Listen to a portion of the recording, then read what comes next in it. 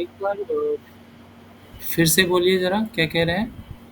Sir मैं बोल रहा हूँ हम इंटरनेट से कनेक्ट भी तो लैन की हेल्प से ही हो रहे हैं ना। अगर लैन ही नहीं होगा तो हम कनेक्ट कैसे होंगे। वो तो है। फाउंडेशन, देखिए फाउंडेशन लैन तो कंपलसरी है। लैन का अगर मान लीजिए, लैन में दो टाइप्स बताए थे आपको, एक वायर्ड लैन और एक वायरलेस लैन, ठीक है। हाँ जी। तो फाउंडेशन देखा जाए तो किसी भी नेटवर्क का फाउंडेशन आपका एक्सेसिबिलिटी के लिए लैन तो इम्पोर्टेंट है ही। हाँ जी, बस यही था। हम्म। ओके, ठीक है, स्टार्ट करते हैं ना। अगर क्वेरी है तो देख लेते हैं, थोड़ा सा एक रिव्यू भी देख लेते हैं ना, पिछली क्लासेस में जो हमने किया था, और क्विक रिव्यू देख लेते हैं, फिर करते हैं स्टार्ट। स्क्रीन आपको दिख रहा है ना, शेयर? यस सर, दिख रहा है। ओके ओके, ठीक है। हमने जो स्टार्ट किया था पिछली क्लासेस में, कंप्यूटर नेटवर्क से स्टार्ट किया था। नेटवर्क को शॉर्ट फॉर्म में लिख दे रहे हैं, है ना। तो जो हमारा कंप्यूटर नेटवर्क को हम सिंपल सा समझे थे कि इंटरकनेक्टेड डिवाइसेस जो होती हैं, सेम डिवाइसेस या अदर डिवाइसेस भी होती हैं जो इंटरकनेक्ट होती हैं, उनका पर्पज क्या होता है? टू डेटा शेयर करने के लिए और रिसोर्स रिसोर्स को एक्सचेंज करने के लिए। जैसे सपोज कीजिए कि आपने एक छोटा सा डिवाइसेस, दो डिवाइसेस को आपने कनेक्ट किया, मतलब आपने एक नेटवर्क बनाया दो डिवाइसेस का। इनका पर्पज़ जो मेन पर्पज़ है, यानी ये अपना डेटा इसको सेंड करेंगे, यानी ये सेंडर हो गए, ये रिसीवर हो गए। तो अगर ये सेंडर रिसीवर को सेंड करेगा और रिसीवर सेंडर को सेंड करेगा, तो इस नेट मतलब नेटवर्क बनाने का main purpose to share data each other, ठीक है, sender to receiver and receiver to sender. अब हम बोले कि नेटवर्क बनाने के लिए, यानी अगर हम नेटवर्क ऑर्गेनाइज करते हैं तो कितने टाइप का नेटवर्क बना सकते हैं, है ना। तो हमने टाइप ऑफ नेटवर्क में पढ़ा था सिंपल सा लैन, ठीक है। लैन में हमने एक पढ़ा था वायर्ड लैन, वायर्ड लैन और वायरलेस लैन, यानी डब्ल्यू लैन जिसको बोलते हैं, ठीक है। और लैन में ही अगर हम जियोग्राफिकल एरिया से इसको डिस्टिंग्विश करेंगे, तो इसमें हमने पढ़ा था कैन, कैंपस एरिया नेटवर्क, और मैन, मेट्रोपॉलिटन एरिया नेटवर्क। लैन से पहले एक छोटा सा नेटवर्क जो हम पढ़ते थे, पर्सनल पढ़े थे कल, पर्सनल एरिया नेटवर्क यानी पैन था। इसमें एग्जांपल्स जो भी हमने दिया था, ब्लूटूथ, हॉटस्पॉट वगैरह, जो भी ये छोटा सा नेटवर्क, यानी सॉरी, किसी का है क्या? नरसिंह, ओके, ठीक है। तो हमने पैन भी पढ़ा था, लैन में पढ़े थे, लैन में वायर्ड और वायरलेस भी देखे थे, और आपका कैन और मैन ये देखे थे। यानी अगर इन तीनों को देखा जाए तो ये लैन ही है, यानी आपका लोकल एरिया नेटवर्क। ये थोड़ा सा एरिया, जो जियोग्राफिकल एरिया, इसका थोड़ा सा एक्सपेंड हो जाता है ना। तीसरा नेक्स्ट जो हमने देखा था, वैन देखा था, वाइड एरिया नेटवर्क। यानी वाइड नेटवर्क एरिया, ये आपका एक एक कह सकते हैं एक सिटी टू सिटी या एक कंट्री टू कंट्री, यानी इसमें आपका पूरा एक यूज़ नेटवर्क आ जाता है, यानी इसमें आपका पब्लिक नेटवर्क भी आ जाता है। इसको अगर पब्लिक नेटवर्क को यूज करते हैं तो आपका इंटरनेट भी आता है, ठीक है। ये आपका होता है प्राइवेट नेटवर्क, इसको हम इंट्रानेट भी बोलते हैं, वो बताए थे कल, हम लोग पढ़े थे इंट्रानेट भी। इंट्रानेट यानी एक प्राइवेट नेटवर्क, और ये आपका इंटरनेट, यानी इंटरनेट को ही हम पब्लिक नेटवर्क बोलते हैं, ठीक है। फिर इसमें हम थोड़ा सा एक और डिफरेंट टाइप ऑफ नेटवर्क पढ़े थे, आपका सैन, स्टोरेज एरिया नेटवर्क, और एक और नेटवर्क पढ़े थे VPN, virtual private network. VPN में कुछ क्वेरी रह गया था, ये हम ये क्वेरी वीपीएन को फिर हम पढ़ेंगे जब हम राउटर पढ़ेंगे, जब हमको नेटवर्क यानी लैन और वैन, लैन वैन जो हम लोग पढ़ेंगे, यानी इसको इसका इम्प्लीमेंटेशन भी पढ़ करके उस फिर हम पढ़ेंगे जो हमारा क्वेरी बचा है, फिर हम वीपीएन का पढ़ेंगे तो वो और ज़्यादा क्लियर और अंडरस्टैंडिंग होगा। ठीक है, क्यों अभी हम इस पे ज़्यादा वो फोकस करेंगे तो फिर हमारा पूरा थोड़ा सा सिस्टम आपका वो हो जाएगा। किसी ने आया ना?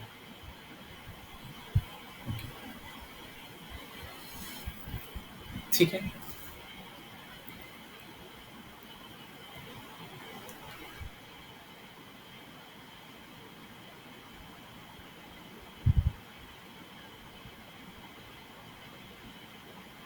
ओके। अटेंडेंस अटेंडेंस भी डाल दीजिएगा आप लोग, है ना? अटेंडेंस वगैरह डाल दीजिएगा आप लोग।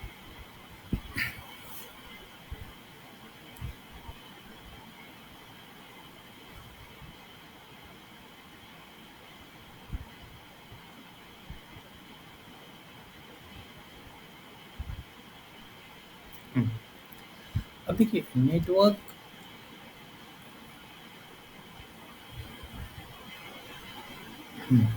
ये हमारा लाइन हो गया।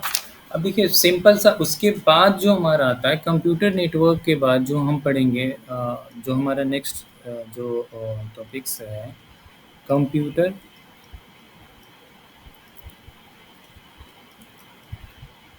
नेटवर्किंग।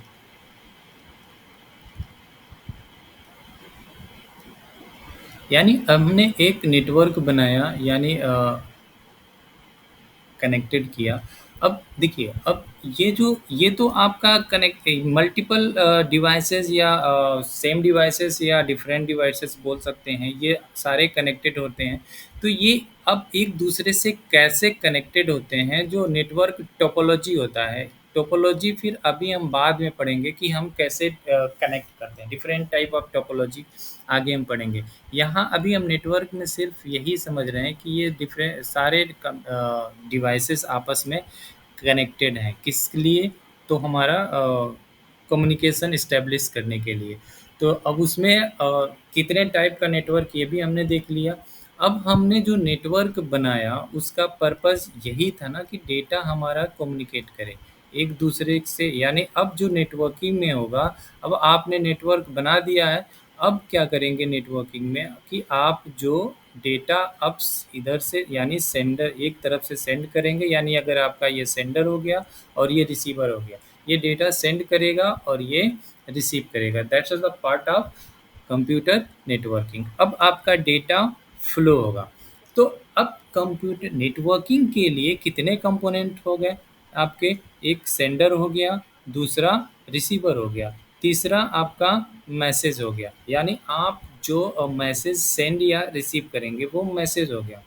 अब जो आप मैसेज सेंड करेंगे, यहाँ अगर आप मान लीजिए कि कोई पीडीएफ लिख रहे हैं या कोई नोटपैड में या वर्ड पैड में कुछ भी डॉक्यूमेंट लिख रहे हैं, तो मतलब ये है कि आप उसको एडिट यानी रीड राइट का परमिशन है आपके पास, आप लिख ले रहे हैं, उसको पढ़ ले रहे हैं, व्हाटएवर जो भी आप रीड कर ले रहे हैं। सेम ये जो डेटा आपने इसके पास सेंड किया, अगर मान लीजिए कि आप एक ऐसे एप्लीकेशन में विंडो सपोज कीजिए कि विंडो वर्ड पैड में ही आपने लिख लिया, अगर ये एप्लीकेशन इसके पास नहीं है और ये आपने डेटा इसको सेंड कर दिया रिसीवर को, तो फिर ये फाइल तो ये पढ़ नहीं पाएगा, है ना? तो आप जो कम्युनिकेशन होता है उसमें मोस्ट इम्पॉर्टेंट होता है प्रोटोकॉल, यानी वो प्रोटोकॉल जिससे आप यहाँ इस प्रोटोकॉल के थ्रू आप रीड राइट कर लें, सेम प्रोटोकॉल यहाँ भी रहेगा, तो वो आप जो फ़ोल्डर इसको सेंड करेंगे तो वो वहाँ पे इस फ़ोल्डर को अपना रीड कर लेगा। तो यानी आपका इम्पोर्टेंट क्या हुआ? सेंडर, रिसीवर, मैसेज, प्रोटोकॉल और ये आपका मीडियम, इसको बोलेंगे हम मीडियम। अब मीडियम क्या हो सकता है आपका, वायर्ड भी हो सकता है, ठीक है। वायर्ड में क्या हो सकता है आपका, कॉपर भी हो सकता है और फाइबर भी हो सकता है, और मीडियम हो सकता है आपका वायरलेस। तो ये आपका जो है मीडियम, यानी ये आपके कंपोनेंट नेटवर्किंग के लिए मोस्ट इम्पॉर्टेंट होते हैं। पहला मीडियम, उसके बाद सेंडर, रिसीवर, मैसेज और आपका प्रोटोकॉल। इससे आपका एक, आप जो मैसेज सेंड करते हैं प्रोटोकॉल के थ्रू, इस मीडियम के थ्रू आपका रिसीवर के पास पहुंच जाता है, और रिसीवर जो जैसे ही मैसेज को डिलीवरी हो जाता है उस मैसेज का, तो उस मैसेज को क्या करता है, वो रीड कर लेता है, यानी प्रोटोकॉल के थ्रू वो रीड कर लेता है, ठीक है। तो डेटा यहाँ इस प्रोसेस को हम बोलते हैं डेटा कम्युनिकेशन,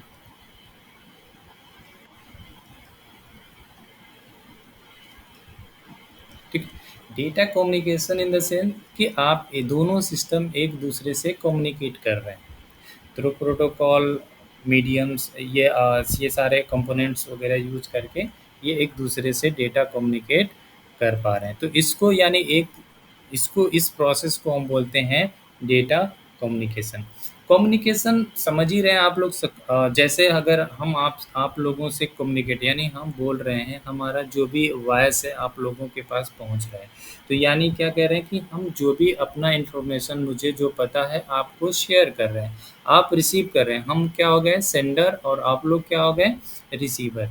तो ये एक कम्युनिकेशन ही हुआ। अगर आप बैकएंड में, आप अगर आप रिसीवर हैं आप लोग, फिर से आप अगर क्वेरी करते हैं, कोई क्वेश्चन करते हैं, तो क्या हुआ, आप रिसीवर से सेंडर की तरफ डेटा फ्लो हो रहा है, तो इसको हम बोलते हैं कम्युनिकेशन, यानी डेटा कम्युनिकेशन। अब हम पढ़ेंगे कि अब जो हमारा कम्युनिकेशन होता है, डेटा कम्युनिकेशन होता है, कितने टाइप का होता है, इसको आप लोग नोट करते चले।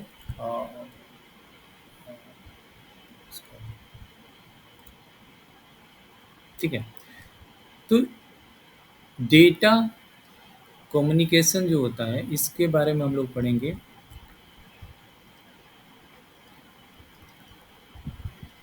ठीक है, तो इसके बारे में पढ़ेंगे, टाइप पढ़ेंगे, ठीक है। तो आप अगर एक जो है सेंडर है यहाँ पे, और एक है जो रिसीवर है, तो ये अगर मान लीजिए ये दोनों एक दूसरे से कम्युनिकेट करेंगे, तो कम्युनिकेट जो डेटा कम्युनिकेशन होगा ये कितने टाइप का होगा, ठीक है। तो इसमें फर्स्ट आप आ जाता है, अगर मान लेते हैं हम यूनिकास्ट,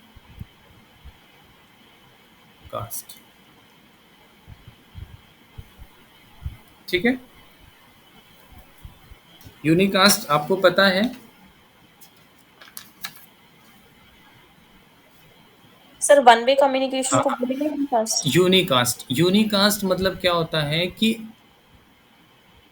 अगर मान लीजिए सेंडर है और ये रिसीवर है, ठीक है, ये आपका सेंडर है और रिसीवर है, तो यूनिकास्ट होगा, यानी सिर्फ सेंडर ही डेटा सेंड करेगा, sender can send data at a time, एक एक एक ही रिसोर्सेज, एक, अगर सेंडर सेंड करेगा तो रिसीवर रिसीव करेगा, ठीक है।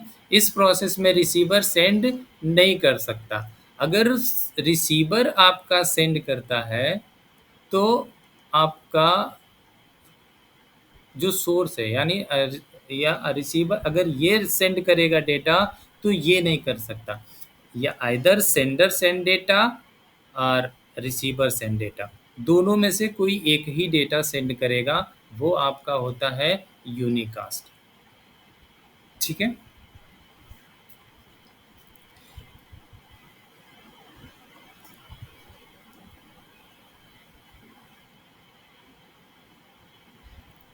यानी नहीं, 1 to 1, ठीक है, सॉरी सॉरी,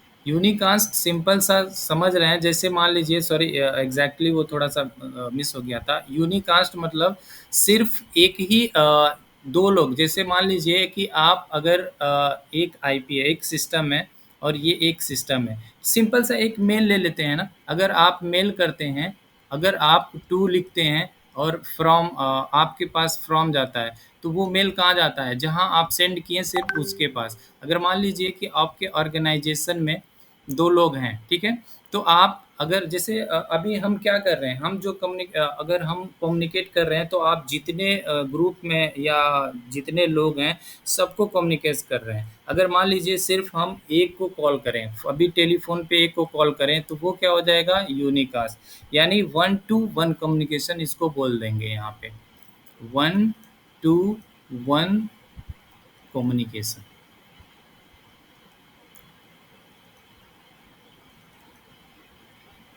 ठीक है, 1-to-1 कम्युनिकेशन, यानी आपका क्या हो गया, वही सिंपल सा कि एक अगर आपका क्या हुआ, एक आप सिंगल आईपी है, इसको सिंगल आईपी है, एक को पिंग किए, तो वो क्या हो गया, जिस पे पिंग किए आप लोग पिंग करते हैं, यानी आप कहाँ गया, वो सिर्फ उस पर्टिकुलर डेस्टिनेशन के पास। ठीक है, अगर ये इधर से पिंग किया तो इस पर्टिकुलर डेस्टिनेशन के पास आया, यानी यहाँ पे क्या है, 1-to-1 कम्युनिकेशन है। ठीक है, यानी वन सोर्स, जो कह सकते हैं one source one destination.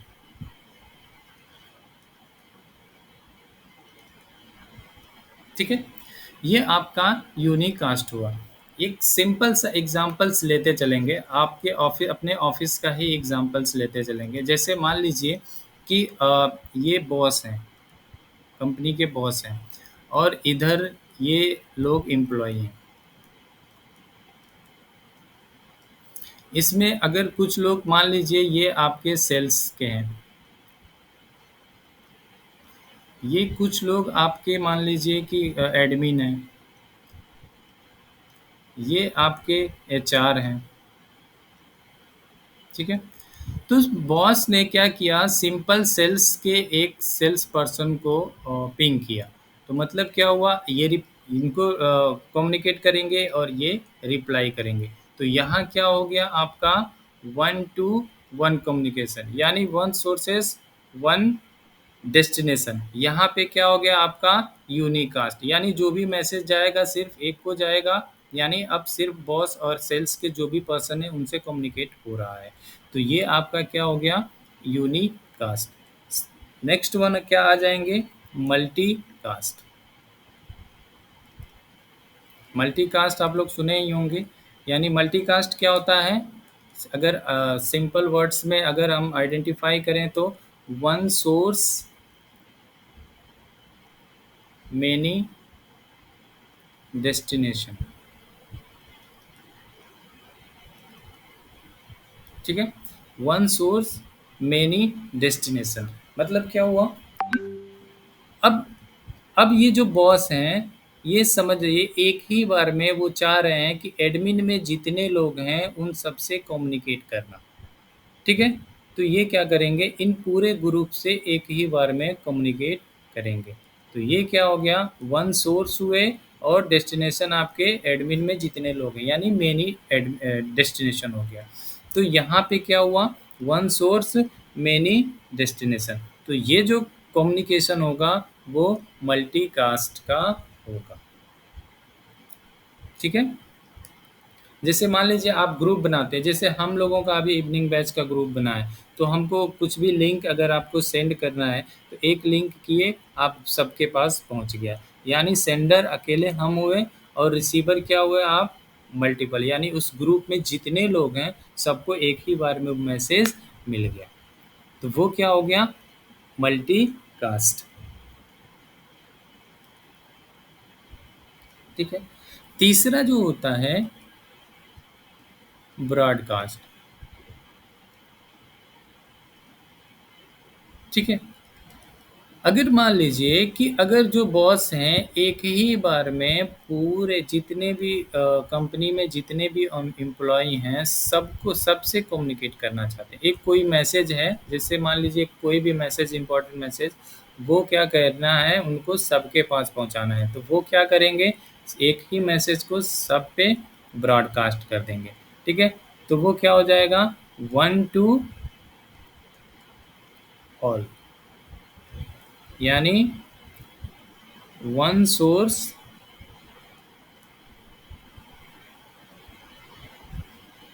All destination. All destination मतलब उस ऑर्गेनाइजेशन में जितने भी एम्प्लॉय हैं सबके पास, यानी उस नेटवर्क में जितने भी लोग हैं सबके पास एक ही बार में सबके पास मैसेज सेंड हो जाएगा, वो उसको हम बोलते हैं ब्रॉडकास्ट। यानी जैसे मान लीजिए इस नेटवर्क में 200 लोग हैं, तो ऐसा एक बार में क्या करेंगे, जैसे ही मैसेज करेंगे और 200 लोगों को मिल जाएगा। तो ब्रॉडकास्टिंग भी आप व्हाट्सएप में करते हैं, क्या करते हैं कि जितने भी आपके अगर अपने पूरे कॉन्टैक्ट में एक ही बार में सेंड करना है तो ब्रॉडकास्ट मैसेज बनाइए और एक बार में करेंगे वो सारे को पहुंच जाएगा।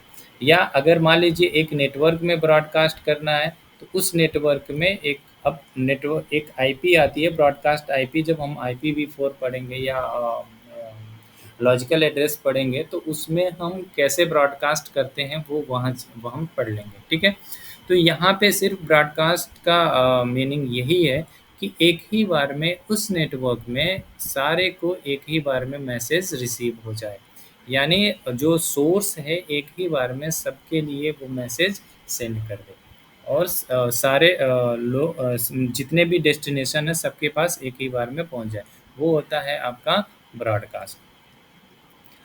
एक टाइप का और कम्युनिकेशन होता है यूनिकास्ट, मल्टीकास्ट, ब्रॉडकास्ट और नेक्स्ट जो आपका होता है मैनीकास्ट।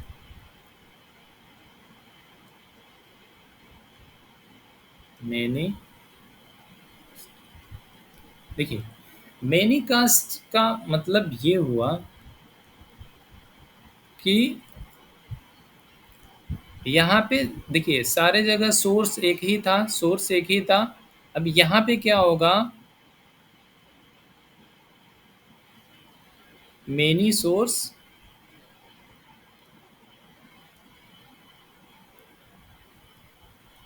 And many destination.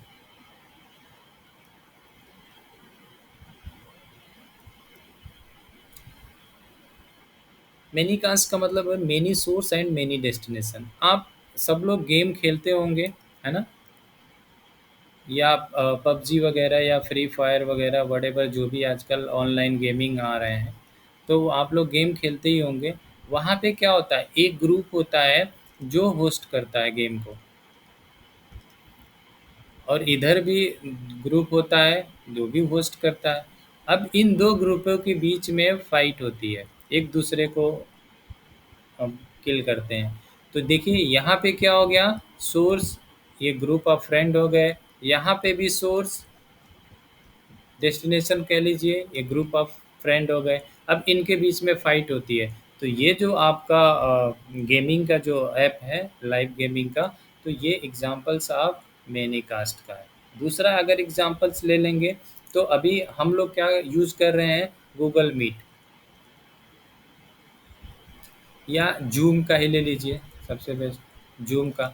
जूम में क्या होता है एक होस्ट होता है और आप को होस्ट बना लेते हैं, ठीक है, और अदर जो मेंबर्स आते हैं वो ज्वाइनिंग कर लेते हैं। तो ये क्या हो जाता है होस्ट और को होस्ट, यानी मतलब क्या हुआ, जो मीटिंग ऑर्गेनाइज किया है जिन्होंने ऑर्गेनाइज किया है वो होस्ट क्या है, मल्टीपल होस्ट है। ठीक है, और आपके रिसीवर्स जो भी हैं जितने भी मेंबर्स आके ज्वाइन करेंगे वो भी आपके क्या हैं, मेनी रिसीवर होंगे। तो यहाँ सेंडर भी मेनी है और रिसीवर भी मेनी है। तो ये इस टाइप का कम्युनिकेशन को हम क्या बोलते हैं, मेनी कास्ट। लेकिन जो प्रोटोकॉल्स यूज होता है वो मल्टीकास्ट के ही अंदर यूज होता है। ठीक है। इसके लिए अलग से कोई कम्युनिकेशन आरएफसी नहीं है।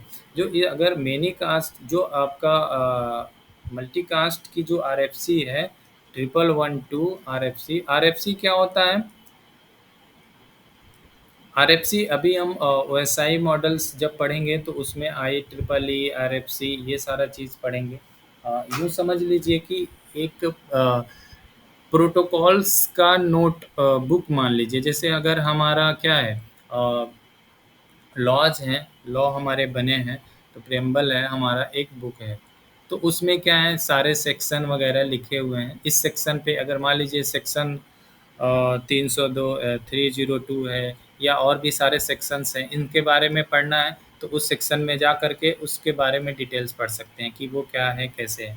वैसे ही आरएफसी में जाएंगे, आरएफसी 1112 डालेंगे तो ये प्रोटोकॉल से इस पे पूरा एक रिसर्च आ जाएगा। आप ये कैसे काम करता है, बिहाइंड बैकएंड में कैसे कम्युनिकेट करता है, क्या क्या प्रोटोकॉल या क्या क्या एल्गोरिदम यूज करता है, वो सारा डिटेल्स आपको इस आरएफसी में मिल जाएगा।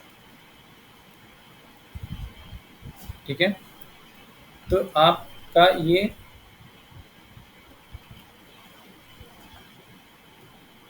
मेनी कास्ट हो गया।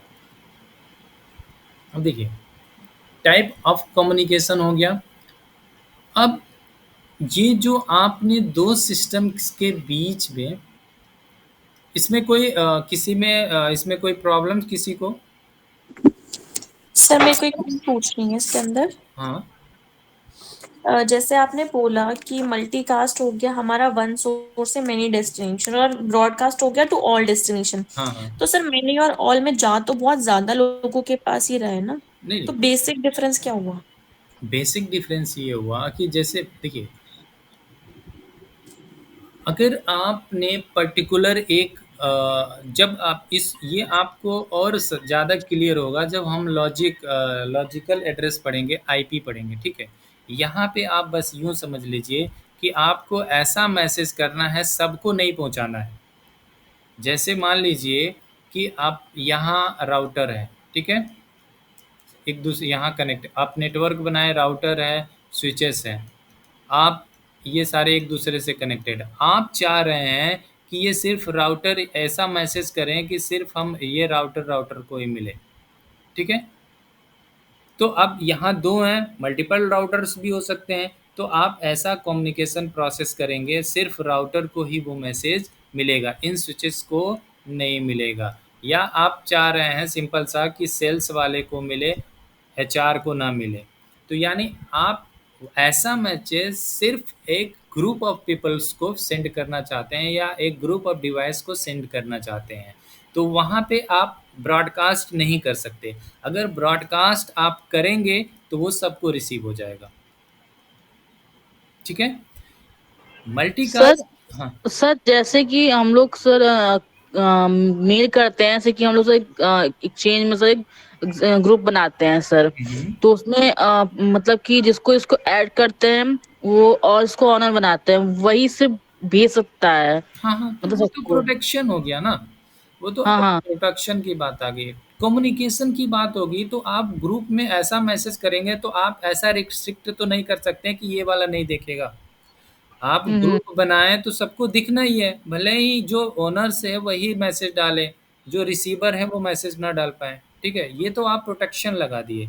बट ऐसा थोड़ी ना होता है कि अगर आप इस ग्रुप बनाएं और ये सारे मेंबर्स हों, चाहे वो ओनर्स हों या मेंबर्स हों, जब मैसेज आएगा तो वो सारे रीड करेंगे ही। ठीक है, तो इसमें ऑप्शन होता है रीड राइट का।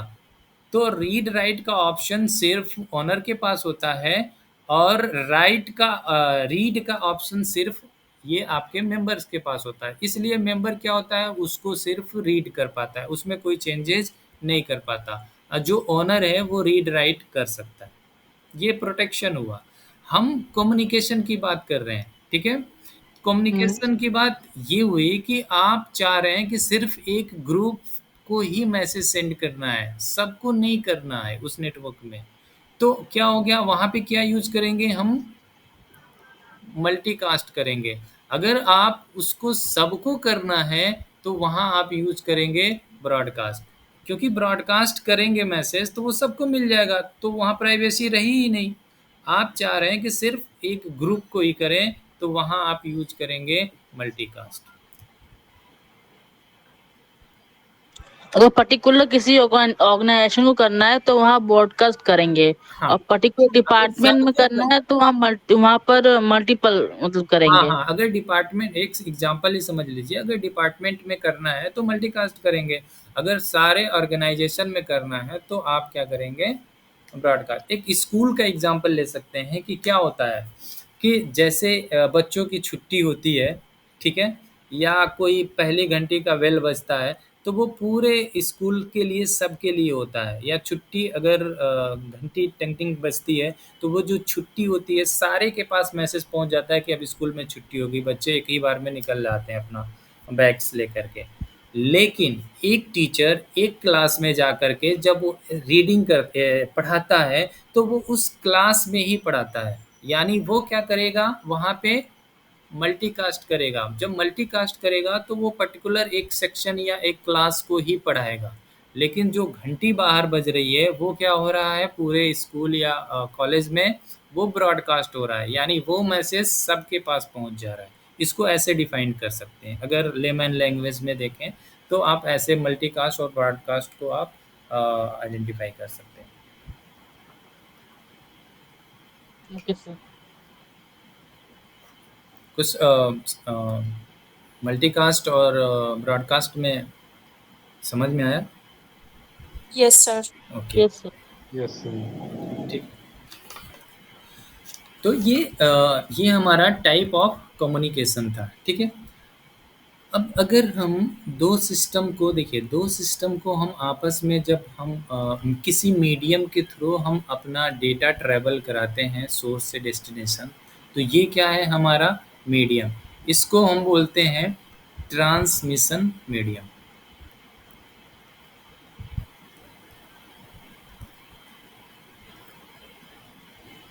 ठीक है। यानी डेटा ट्रांसमिशन हो रहा है इस थ्रू, किसके थ्रू, इस मीडियम के थ्रू, ठीक है। यानी आपका डेटा ट्रैवल कर रहा है इस मीडियम के थ्रू, तो इसको हम बोलते हैं data transmission in networking terms में। तो डेटा जो ट्रांसमिशन होता है, तो आप इस मीडियम का मोड भी चेंज कर सकते हैं, यानी आप मैनेज कर सकते हैं इसका मोड, इसको हम बोलते हैं ट्रांसमिशन मोड। तो अब ट्रांसमिशन मोड कितने टाइप का होता है, एक होता है सिंप्लेक्स, ठीक है, दूसरा होता है हाफ डुप्लेक्स।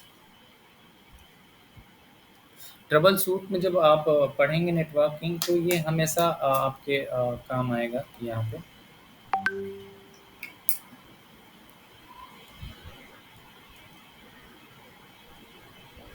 इसमें कुछ मैसेज किया क्या, ठीक है। Simplex, half duplex and full duplex,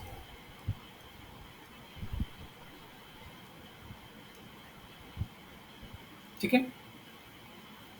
simplex में क्या होता है कि जो डेटा फ्लो होता है वो वन साइड फ्लो होता है, इधर एक इधर से इधर फ्लो हो, यानी सोर्स से डेस्टिनेशन फ्लो हो, या डेस्टिनेशन से सोर्स फ्लो हो।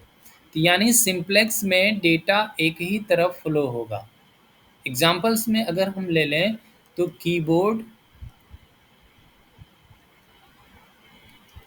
एंड मॉनिटर, ठीक है। अगर मान लीजिए कि ये आपका मॉनिटर है और नीचे हमने कीबोर्ड रख दिया, ठीक है, 1 2 3 ऐसे करके होता है। जैसे ही हम 1 पे क्लिक करते हैं, तो ये मॉनिटर पे आपका आ जाता है 1। ऐसा नहीं होता है कि आप मॉनिटर में क्लिक करें कीबोर्ड पे आ जाए, यानी जो आपका डेटा फ्लो है कीबोर्ड टू मॉनिटर, ठीक है, तो ये जो फ्लो होगा ये आपका सिंप्लेक्स होगा, ठीक है।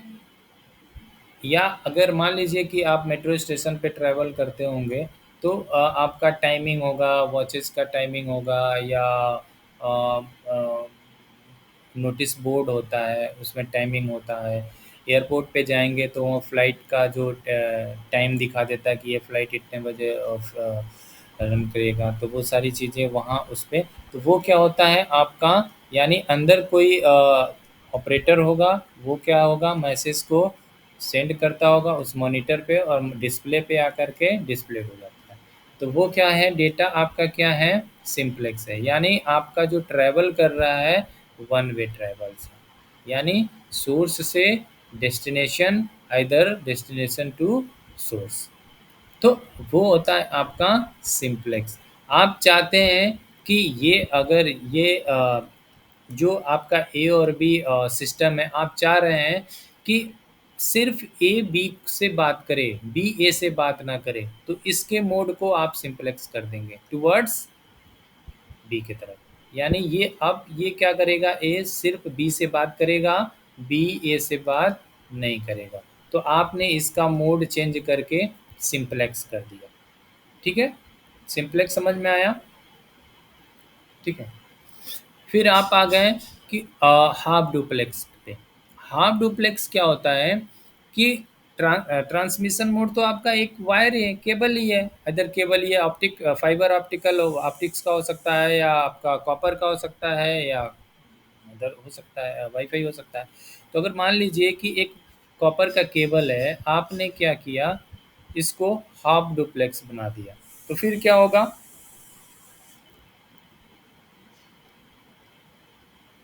फिर ये होगा कि अगर ये सिस्टम इधर डेटा सेंड कर रहा है, तो एट अ सेम टाइम ये सिस्टम्स डेटा सेंड नहीं कर पाएगा, ये वेट करेगा।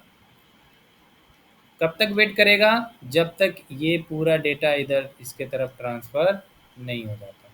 ठीक है, जैसे ही पूरा डेटा इसके पास आ जाएगा, फिर ये डेटा को इधर सेंड करेगा और फिर ये वेट करेगा। तो एक टाइम में एक ही आइदर सेंडर या रिसीवर ही डेटा सेंड कर सकते हैं, वो हो जाता है आपका हाफ डुप्लेक्स।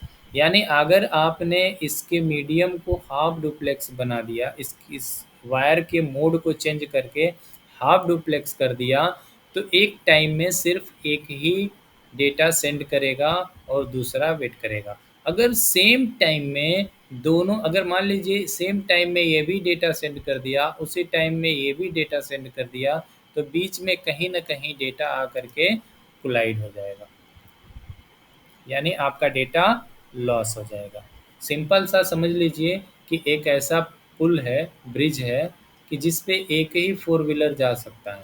ठीक है, तो क्या होगा, अगर इधर से फोर व्हीलर गया, तो इधर वाला अगर सेम टाइम में ये भी आ गया, तो ये साइड पे रोड पे ये वेट करेगा, और जैसे ही ये पार कर जाएगा, उसके बाद ये आपका फिर ये पार करेगा। ठीक है, तो वो आपका क्या हो जाता है, हाफ डुप्लेक्स।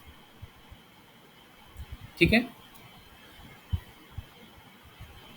जैसे मान लीजिए हाफ डुप्लेक्स में फेमस एग्जांपल्स है, जैसे आपका वॉकी टॉकी, देखे होंगे आप लोग वॉकी टॉकी, या मूवी में देखे होंगे, या यस। या मेट्रो स्टेशन में देखे होंगे, या ट्रेनों में चलता है, गार्ड और ड्राइवर के बीच में रहता है वॉकी टॉकी, या पुलिस वाले जो ऑपरेट करते हैं, तो उसमें क्या होता है कि वो बोलता है हेलो चार्ली, तो मतलब उसके बाद बोलते रहता है, फिर ओवर बोलता है, तो मतलब सामने वाला समझ जाता है कि अब इसका जो कम्युनिकेशन था, अब ये ओवर बोल के ख़त्म कर दिया है, फिर वो उधर से बोलता है।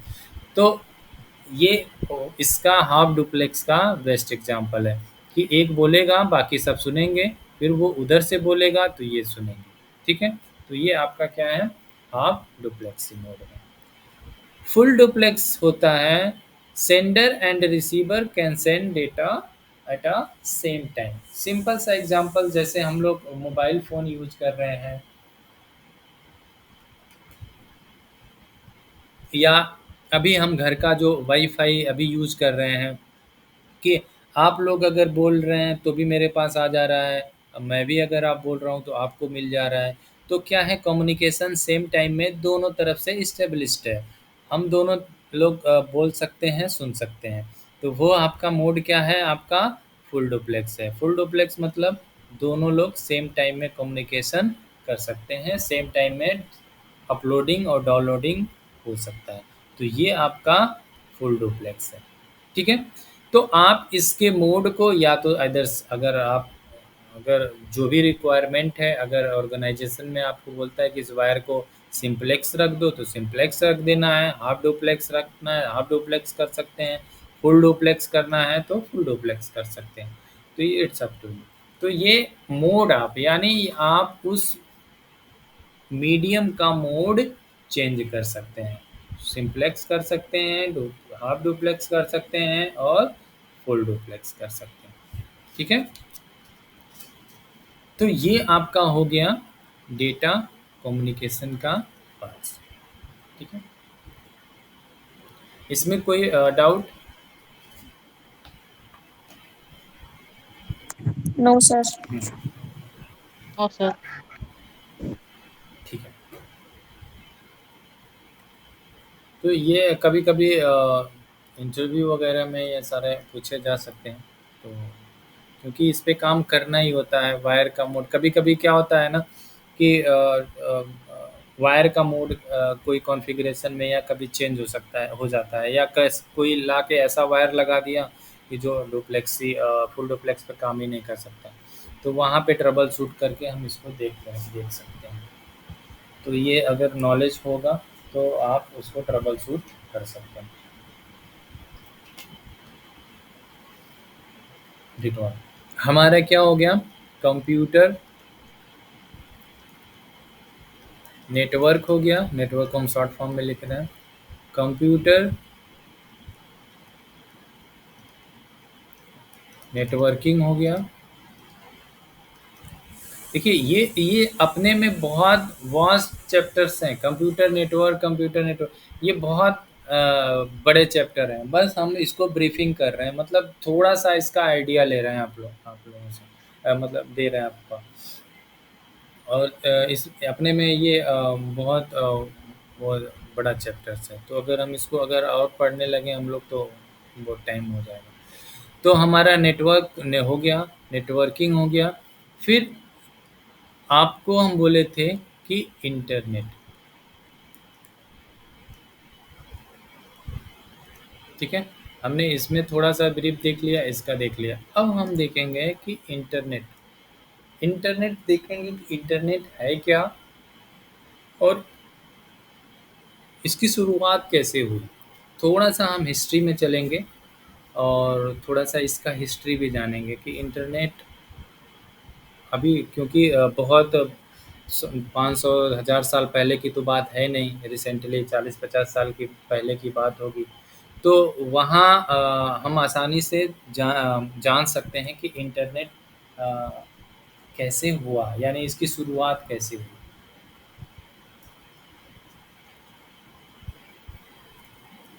क्योंकि किसी भी चीज़ को जो हमको यही पढ़ना है तो इसकी हिस्ट्री भी जानना ज़रूरी है। तो हम देख रहे हैं इंटरनेट, ठीक है? देखिए बात तब की है, अभी कोल्ड वर्ल्ड वार, जो आप नाम आप लोग सुने होंगे, कोल्ड वर्ल्ड वार की।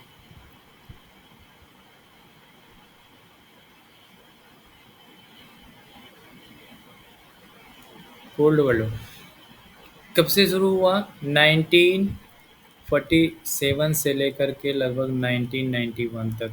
ये जो पीरियड होता है, ये जो पीरियड था इसको बोलते हैं हम, हिंदी में बोलेंगे तो शीत युद्ध बोलेंगे, कोल्ड वर्ल्ड वार।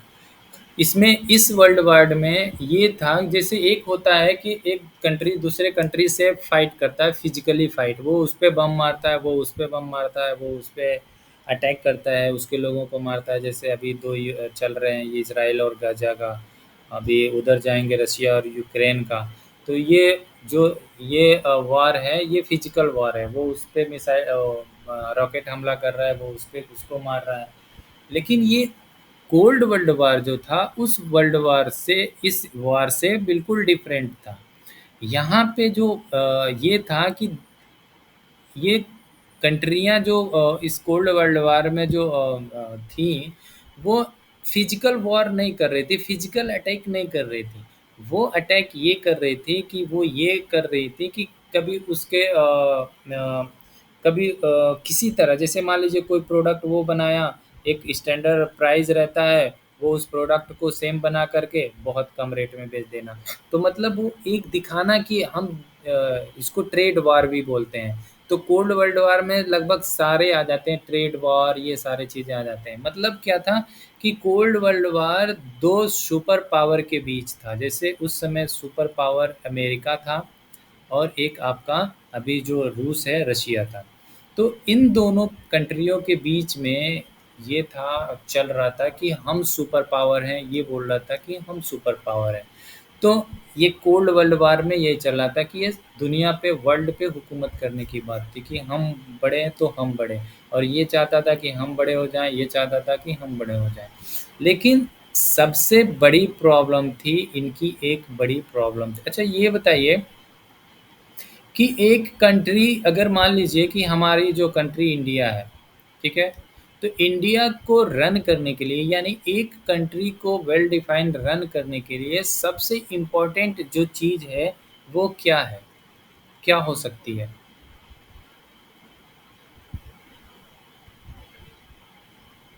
कोई बताएगा? अगर मान लीजिए कि अभी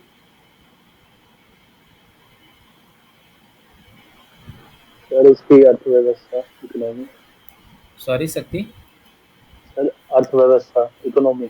अच्छा इकोनॉमी।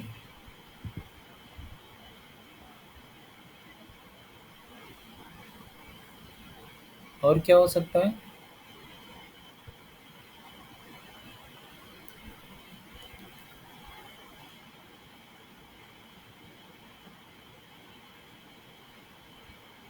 और कोई बताए?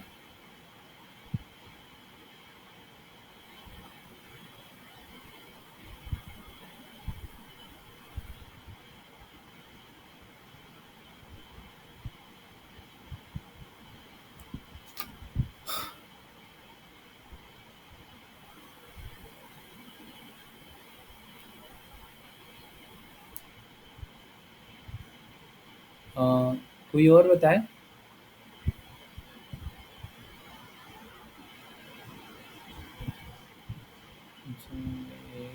इकोनॉमिक, कॉन्स्टिट्यूशन, संविधान। दो लोग कट गए।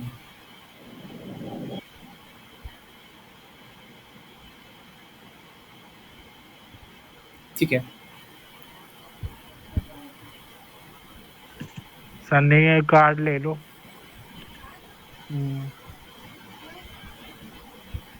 देखिए, एक कंट्री को ना रन करने के लिए सबसे जो इम्पोर्टेंट होता है, उस कंट्री का अपना डॉक्यूमेंट होता है, कॉन्फिडेंशियल डेटा, यानी डेटा बोल सकते हैं उसको, ठीक है? उस डेटा में मिलिट्री का डेटा हो सकता है, आप बोले इकोनॉमिकल्स, सारे उसके अपने लेन देन वाले हो सकते हैं। फिर उसमें और उनके अपने कंट्री के अलग सीक्रेट डेटा हो सकता है।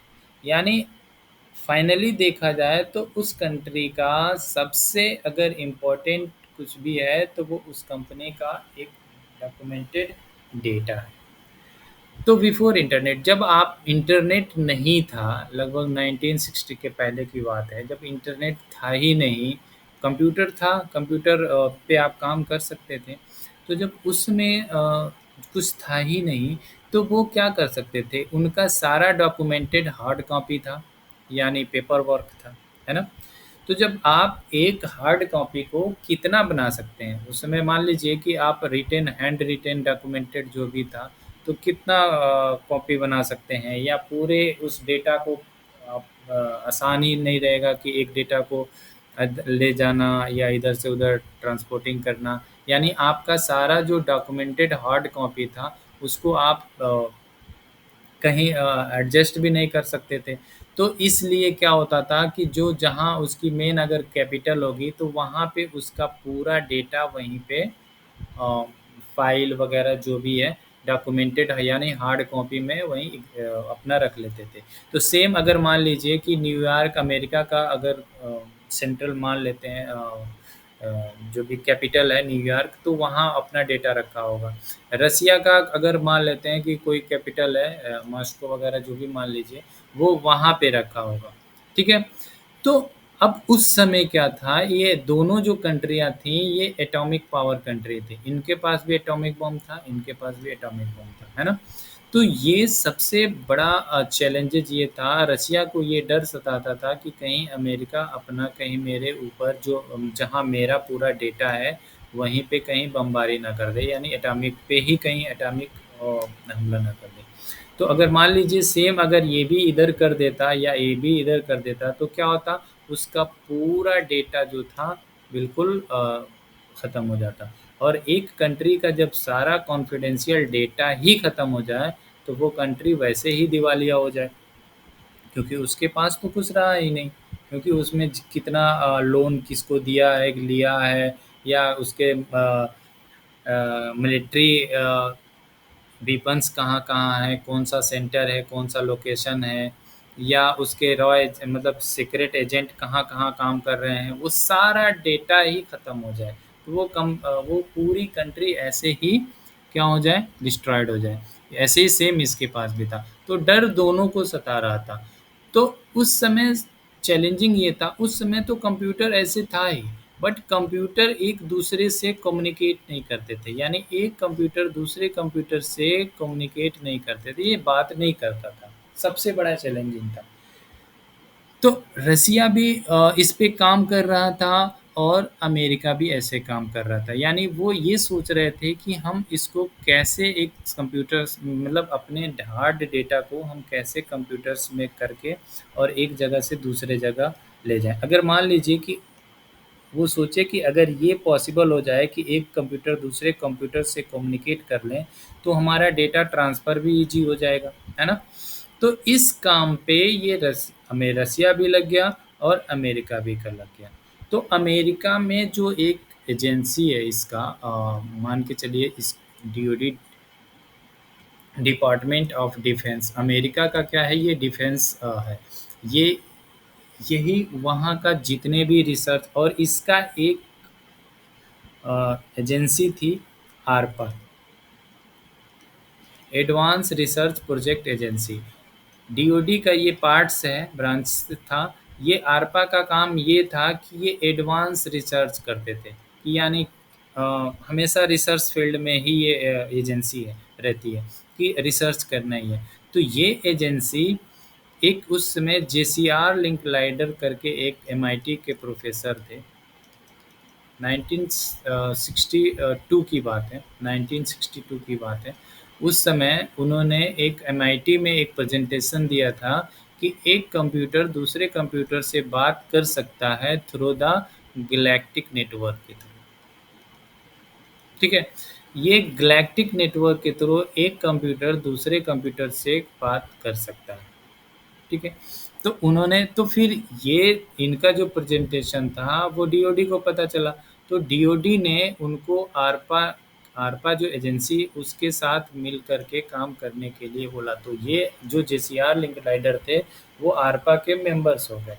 अब ये जेसीआर लिंकलाइडर जो थे आरपा के मेंबर हो गए और ये इस पे काम करने लगे कि कैसे एक कंप्यूटर को दूसरे कंप्यूटर से कम्युनिकेट कराएगा।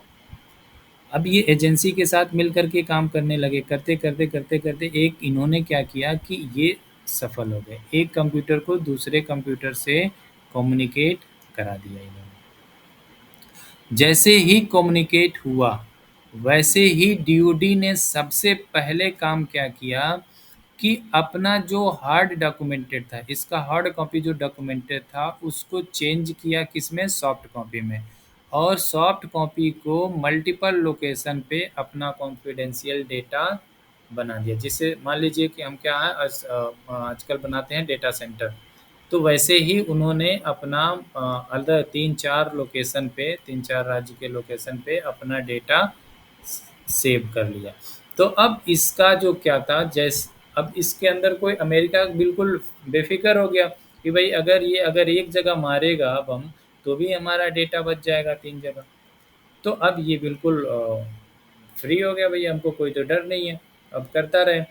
तो अब ये टेक्नोलॉजी जब या अब जैसे ही अब ये टेक्नोलॉजी डीओडी ने अडॉप्ट किया, तो अब अमेरिकी की जो गवर्नमेंट थी वो बोली कि ये बहुत अच्छी टेक्नोलॉजी है, क्यों ना हम अपने जितने भी सरकारी जितने भी गवर्नमेंट ऑर्गेनाइजेशन हैं उनको ये टेक्नोलॉजी से हम उनको भी कनेक्ट कर लें। तो अमेरिका ने क्या किया, पहले अपने गवर्नमेंट ऑर्गेनाइजेशन को एक दूसरे जैसे बैंक हो गए या अपना उनका मिनिस्ट्री हो गया, सबको इन्होंने इस गैलेक्टिक नेटवर्क के थ्रू एक दूसरे से कनेक्ट कर दिया। अभी शुरू में इन्होंने क्या रखा कि अपने गवर्नमेंट यूज के लिए ही रखा। इन्होंने अभी पब्लिक को या प्राइवेट में किसी को ये टेक्नोलॉजी नहीं किया। तो इन्होंने पहले अपने पूरे गवर्नमेंट ऑर्गेनाइजेशन को ही इन्होंने कनेक्ट किया। अब ये टेक्नोलॉजी अब बिल्कुल ये टेक्नोलॉजी बहुत अच्छी थी उस समय, बाकी काफ़ी इनको आसानी हो गया काम करने में। तो जैसे ही प्राइवेट लोगों को पता चला, जैसे मान लीजिए बड़े-बड़े बिज़नेसमैन थे, उन लोगों को पता चला कि ये टेक्नोलॉजी सही है, तो उन्होंने गवर्नमेंट से डिमांड किया कि ये टेक्नोलॉजी मुझे भी दिया जाए। तो गवर्नमेंट ने क्या किया कि बोला ठीक है, अच्छा हम देंगे आपको, लेकिन एक शर्त है कि केबल का जो काम है यानी नेटवर्क जो बनाना है वो हम नहीं बनाएंगे। उन्होंने क्या किया, इन केबल जो डिस्ट्रीब्यूट अगर मान लीजिए एक सिटी को पहले इन्होंने क्या किया, मेट्रोपॉलिटन नेटवर्क बनाया, फिर एक सिटी को दूसरे सिटी से कनेक्ट किया, फिर तीसरे से कनेक्ट किया, फिर चौथे से कनेक्ट किया।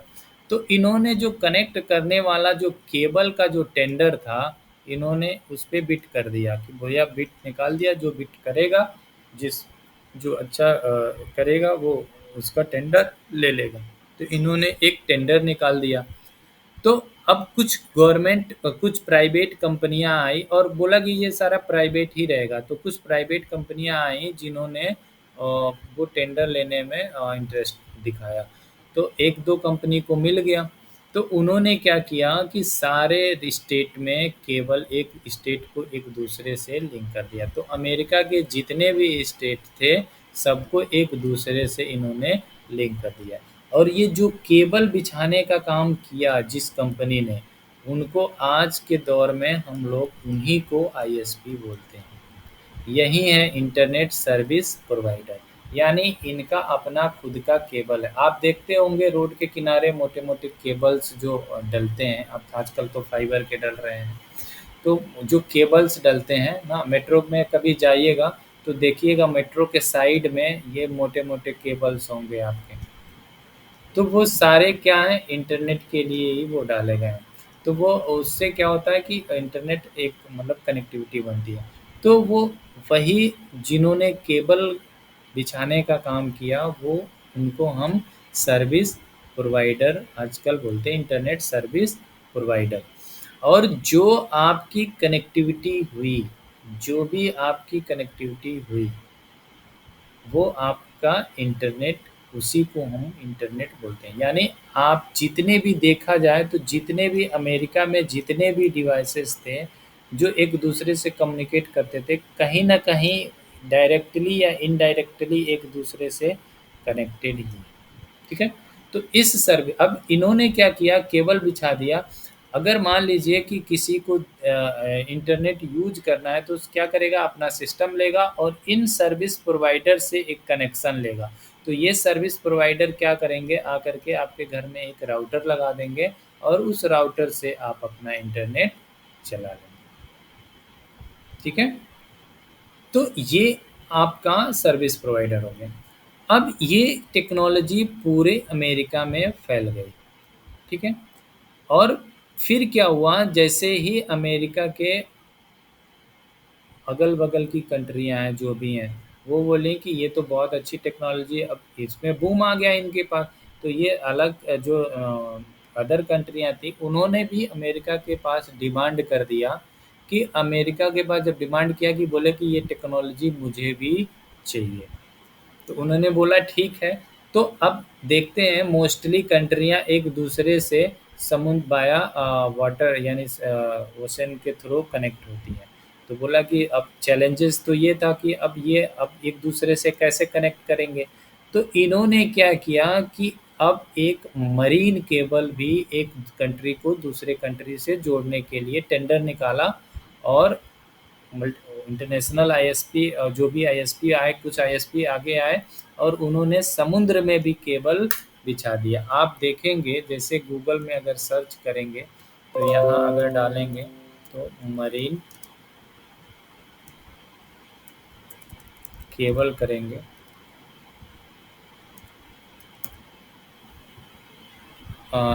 मैप अगर देखा जाए तो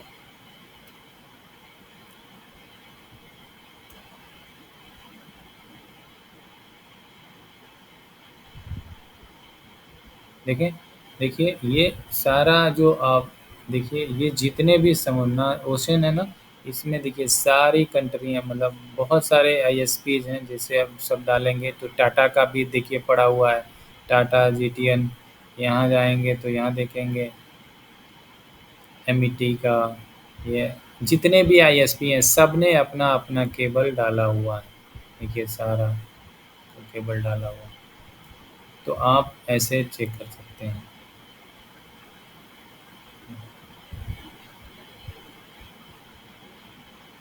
ठीक है, जितने भी जाएंगे, ये अलग अलग आईएसपीज वगैरह हैं, सब ने अपना अपना केबल बिछा के रखा हुआ।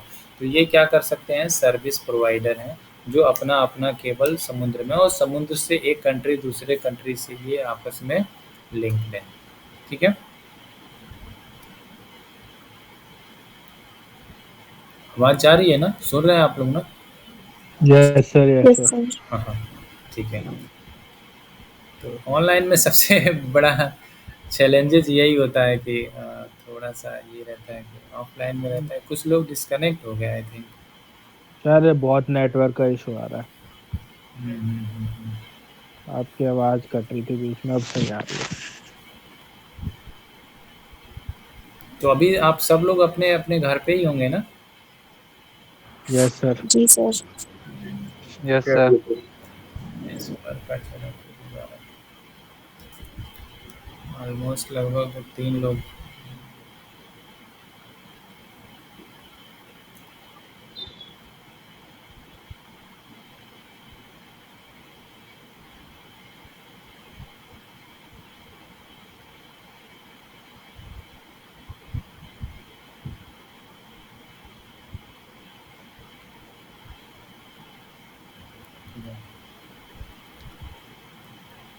तो ये ऐसे मरीन केबल करके इन्होंने एक कंट्री से दूसरे कंट्री को ये टेक्नोलॉजी दे दी।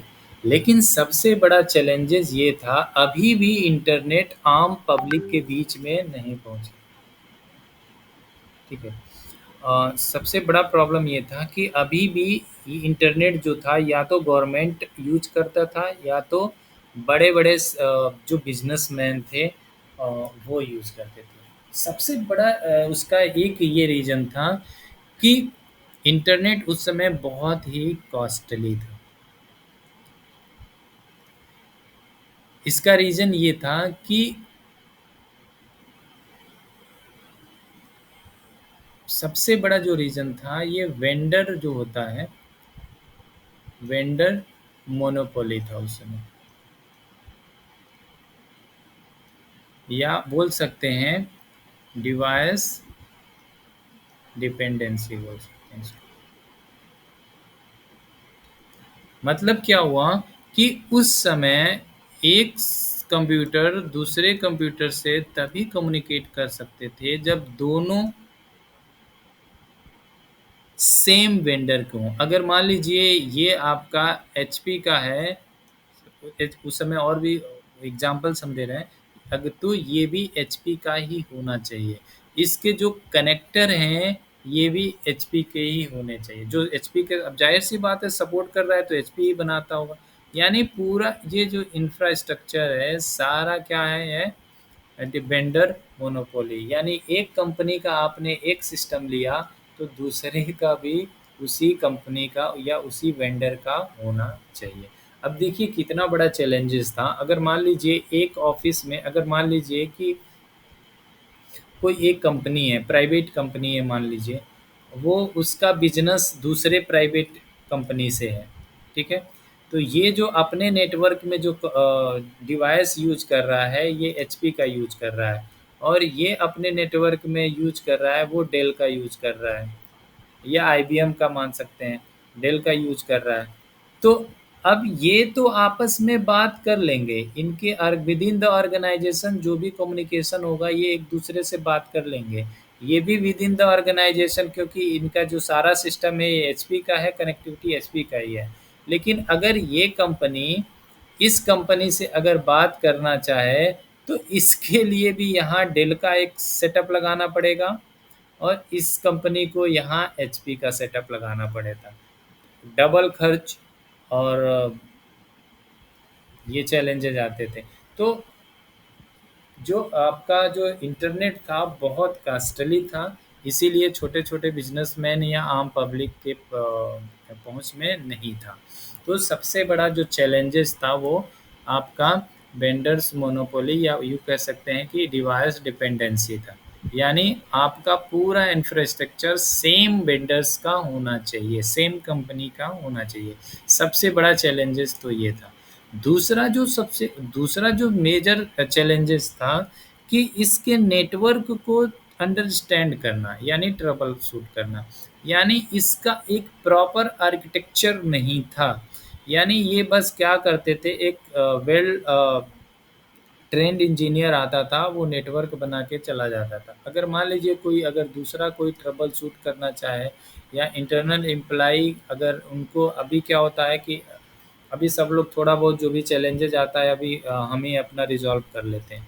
लेकिन उस समय कोई कुछ नहीं कर सकता था। उस समय बस क्या होता था कि वेट करो, वो कंपनी इंजीनियर्स भेजेगी ऑर्गेनाइज़, वो आता था और उसको भी ट्रबल शूट करने का कोई एक, जैसे आज क्या होता है हम पिंग या ट्रेस रूट चला करके चेक कर लेते हैं कि हमारा ट्रैफ़िक कहाँ तक पहुँच रहा है, क्या नहीं पहुँच रहा है। लेकिन उस समय ऐसे ट्रबल शूट के कोई ऑप्शंस नहीं थे।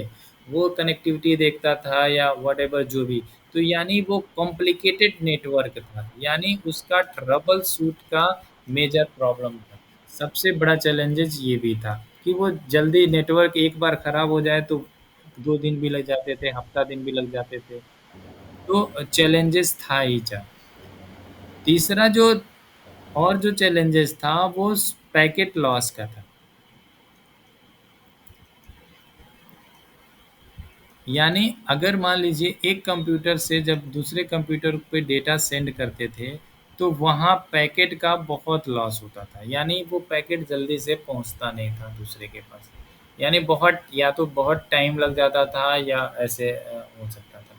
तो ये जो उस नेटवर्क में मेन जो ये सबसे बड़ा मेन प्रॉब्लम्स ये था। सबसे लोगों के मतलब आम लोगों से ये आज छोटे-मोटे बिज़नेसमैन के पास वो अफ़ोर्ड नहीं कर पाते थे वो।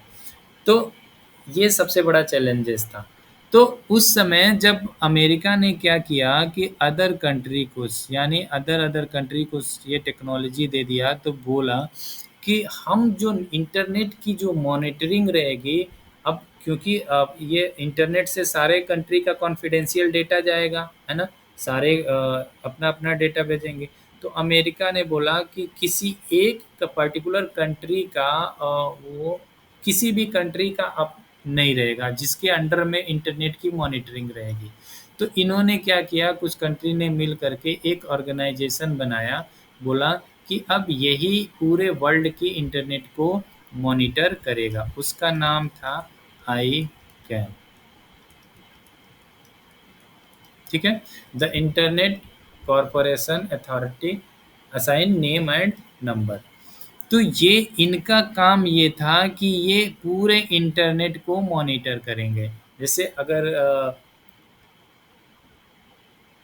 आईपी देना है या कुछ करना है, सारा काम यही करेंगे। तो इन्होंने जब ICANN ने कहा कि अब तो हमें ये, चूँकि ये इंटरनेट इतना बढ़िया टेक्नोलॉजी है कि ये आम पब्लिक के पास भी पहुंचना चाहिए। लेकिन ये चैलेंजेस जब तक दूर नहीं होगा तब तक आम लोगों के पास पहुंच नहीं पाएगा। तो इन्होंने क्या किया कि उस समय के 2 नॉन प्रॉफिटेबल ऑर्गेनाइजेशन थे, उनको क्या किया कि इन्होंने ये बोला कि ये जो चैलेंजेस हैं, ये जो मेजर चैलेंजेस हैं, इनको आप दूर कीजिए। तो उस समय के जो मेजर ऑर्गेनाइजेशन थे, एक था आईएसओ और दूसरा जो अमेरिका का डीओडी। आईकैन बोला कि ठीक है, आप दोनों मिल करके ये जो मेजर प्रॉब्लम्स है इनको सॉल्व कीजिए, ठीक है।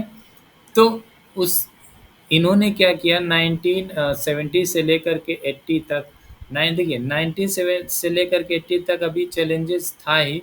तो उस समय जो इंटरनेट था उसको आरपा नेट के नाम से जाना जाता था, आरपा net, advance research project agency network. जैसे ही इन्होंने ये चैलेंजेस दिया गया इनको, इस प्रॉब्लम को सॉल्व कीजिए, तो इन्होंने एक मॉडल दिया जिसको ओएसआई मॉडल्स बोलते हैं, ओएसआई रेफरेंस मॉडल बोलते हैं। और डीओडी ने एक मॉडल दिया जिसको हम टीसीपी आईपी मॉडल बोलते हैं। ये जो दोनों मॉडल थे, इन्होंने आईएसओ ने कहा आईकैन को कि अगर हम इंटरनेट जो कम्युनिकेशन है, जो नेटवर्क है, जो कम्युनिकेशन है, अगर हम ओएसआई मॉडल फॉलो करके अगर हम करेंगे तो वो क्या होगा कि ये जो चैलेंजेस हैं सारे ख़त्म हो जाएंगे। सबसे बड़ा कि कोई भी वेंडर, यानी कोई भी, अगर एचपी है तो एचपी से भी बात कर ले, एचपी है तो एचपी से बात करे ही करे, वो डेल से भी बात कर ले, वो लेनोवो से बात कर ले, वो आईबीएम से बात कर ले, यानी डिवाइस डिपेंडेंसी ना हो, इंडिपेंडेंट हो, ठीक है, कि कोई भी किसी से बात कर ले। नेटवर्क का एक स्टैंडर्डाइजेशन होना चाहिए, एक स्टैंडर्ड होना चाहिए कि वो इस स्टैंडर्ड को ही फॉलो करे। जैसे मान लीजिए अभी हमारी कंट्री जो चल रही है, तो हमारी कंट्री का एक रूल बना है कि अगर अगर किसी को कोई भी काम करना है, कोई भी कुछ भी करना है, तो इस एक रोड पे आप चल रहे हैं तो एक ट्रैफिक रूल है कि आपको लेफ्ट में चलना है या रेड लाइट दे के रुक जाना है। तो ये सारे आपके एक रूल हैं, आप फॉलो करके चलते हैं तो एक्सीडेंटल या व्हाटएवर जो भी से बच जाते हैं। तो ऐसे ही इंटरनेट का एक रूल बना कि कोई भी वेंडर, कोई भी कंपनी कंप्यूटर्स बनाएंगी तो ये फॉलो करेंगी और इस स्टैंडर्ड को फॉलो करके वो अपना लैपटॉप, डेस्कटॉप या कुछ भी बनाएंगे। तो जब वो रूल फॉलो करके इन्होंने मैन्युफैक्चर स्टार्ट किया, तो ये जो वेंडर की मोनोपोली हुई थी वो ख़त्म हो गई, ठीक है। जो कनेक्टर था, जैसे मान लीजिए एचपी अपना कनेक्टर बनाता था, तो अब उन्होंने इस कनेक्टर को चेंज करके एक स्टैंडर्ड कनेक्टर, जो आप देखते होंगे RJ45, या पूरे वर्ल्ड में चले जाएंगे तो इसकी साइज़, इसकी कनेक्टिविटी सेम ही मिलेगी। जैसे मान लीजिए कि अगर हम अपने मोबाइल का सी टाइप का कनेक्टर दें, तो किसी भी सी टाइप का कनेक्ट लेंगे, अपना कनेक्टर लगा लेंगे, चार्ज हो जाएगा। तो इस सब का एक स्टैंडर्ड बन गया, है ना। तो जब स्टैंडर्ड बना तो जाहिर सी बात है कि अब एक्स्ट्रा जो कॉस्ट थे वो ख़त्म हो गए। और जब स्टैंडर्ड जब बन गया तो कोई भी बना सकता। अगर अब ये जो कनेक्टर पहले वही वेंडर बनाएगा, अब कोई भी वेंडर कनेक्टर बना करके अपना वायर कोई भी वायर बना लेगा और इससे कनेक्ट हो जाएगा। तो ये आपका मोनोपोली बिल्कुल ही ख़त्म हो गया। तो ये जैसे ही ख़त्म हुआ तो ये आम पब्लिक पे पहुंच गया और फिर ट्रबल शूट भी आसान हो गया। ओएसआई मतलब ओएसआई और जो रेफरेंस मॉडल है उन्होंने बता दिया कि एक पैकेट, यानी एक सोर्स अगर डेस्टिनेशन के पास कोई पैकेट भेजता है तो वो कैसे जाता है, उसका मैकेनिज़्म क्या होगा, वो कैसे कैसे कैसे ट्रैवल करके यहाँ तक पहुँचेगा, वो पूरा का पूरा एक पाथ बना दिया इन्होंने। तो आज ट्रबल शूट बहुत ही ईजी हो गया है और बिल्कुल आसान हो गया है। तीसरा क्या है कि पैकेट लॉस। आजकल देखते होंगे कि इंटरनेट की स्पीड कितनी फ़ास्ट हो गई है, लॉसेस बहुत कम है। यानी अगर मान लीजिए डायरेक्ट कनेक्टिविटी है तो बहुत फास्ट और बिल्कुल बहुत माइक्रो नैनो सेकंड में आपका डेटा ट्रांसफ़र हो जा रहा है। तो ये सारे चैलेंजेस जो भी थे, उन्होंने ये सारे मिल कर के इन्होंने दूर कर लिया। तो ओएसआई जो मॉडल दिए रेफरेंस मॉडल और टीओडी टीसीपी मॉडल। तो अब हम लोग पढ़ेंगे कि आप ओएसआई मॉडल है क्या, ठीक है। तो इसमें कोई डाउट किसी को? ये तो हिस्ट्री थी, तो हिस्ट्री में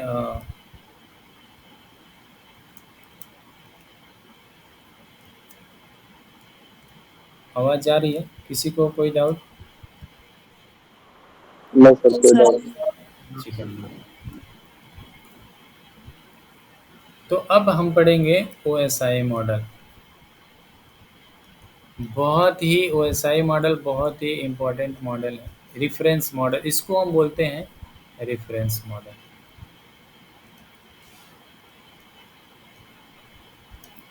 ठीक है। अब रेफरेंस मॉडल आया क्यों? क्यों इसकी ज़रूरत पड़ी? हम लोग देख लिए हिस्ट्री में कि जो मेजर हमारा मोनोपोली था उसको ख़त्म करने के लिए, एक ट्रबल शूट्स में जो प्रॉब्लम्स आ रहे थे उसके लिए, या पैकेट बहुत जो लॉस हो रहे थे उन इन प्रॉब्लम, यानी मेजर जो मोनोपोली को ख़त्म करने के लिए जो मॉडल, यानी एक सिस्टम दूसरे सिस्टम से कैसे कम्युनिकेट करेगा, उसकी मैकेनिज़्म क्या होगी, वो सारा आइडेंटिफाई ओएसआई मॉडल ही होता है। तो देखिए, दो मॉडल हम लोग पढ़ेंगे, एक ओएसआई मॉडल और दूसरा हम पढ़ेंगे टीसीपी आईपी मॉडल। तो ओएसआई जो मॉडल है ये हमेशा याद रखिएगा, ये रेफरेंस मॉडल है। अभी क्या है कि सिर्फ हम कम्युनिकेशन को समझने के लिए, उसके मैकेनिज़्म को समझने के लिए ये रेफरेंस मॉडल यूज़ करते हैं। जैसे मान लीजिए कि अगर आप जब पढ़ रहे होंगे तो आपको 2 चीज़ होती होगी, एक होता होगा आपका टेक्स्ट बुक और दूसरा होता होगा रेफरेंस बुक। टेक्स्ट बुक तो खरीदना कंपल्सरी होता था क्योंकि वो सारी चीज़ें हैं आपकी टेक्स्ट बुक से ही होती थी। रेफरेंस बुक क्या है कि वो दोनों सेम ही होते थे, लेकिन मोर एक्सप्लेनेशन ये आपका रेफरेंस आपको दे देता था, ठीक है। ऐसे ही ओएसआई मॉडल एक रेफरेंस मॉडल है। यहाँ पे हम पैकेट के मैकेनिज़्म यानी उसके मैकेनिज़्म को समझेंगे कि कैसे एक सिस्टम दूसरे सिस्टम से कम्युनिकेट करता है। बिल्कुल माइक्रो लेवल से समझेंगे कि एक सिस्टम दूसरे सिस्टम से अगर डेटा ट्रांसफ़र करता है तो वो कैसे करता है। एक पैकेट अगर यहाँ से यहाँ जा रहा है, इस सिस्टम से एक सिस्टम तक जा रहा है, तो कैसे जा रहा है, वो उसका फुल डिटेल्स हम लोग ओएसआई मॉडल में पढ़ेंगे।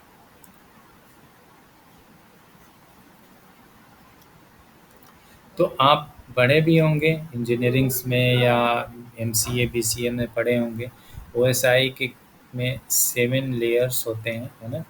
ये 7 लेयर्स पे काम करता है। अगर हम बात करें इसका नेम का, तो इसमें अगर हम बात करें तो ये आपका एप्लीकेशन लेयर,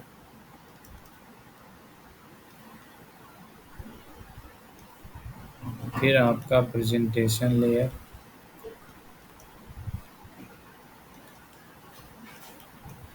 फिर आपका आ जाएंगे सेशन लेयर, फिर आप ट्रांसपोर्ट लेयर,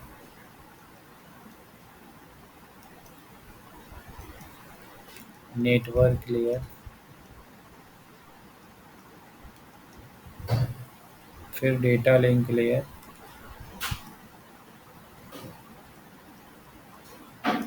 और लास्ट अब हम पढ़ेंगे फिजिकल लेयर, ठीक है। ये 7 लेयर्स होते हैं। अगर नंबरिंग की बात करें तो अगर सिंपल आपको बोला जाए कि नंबरिंग की बात करें तो आप ऊपर से यानी एप्लीकेशन 7, 6, 5, 4, 3, 2 और 1, ठीक है। 2 चीज़ होता है, देखिए अगर आपसे पूछा जाए कि ओएसआई में कितने लेयर्स होते हैं, तो आप सिंपल सा ये बता देंगे।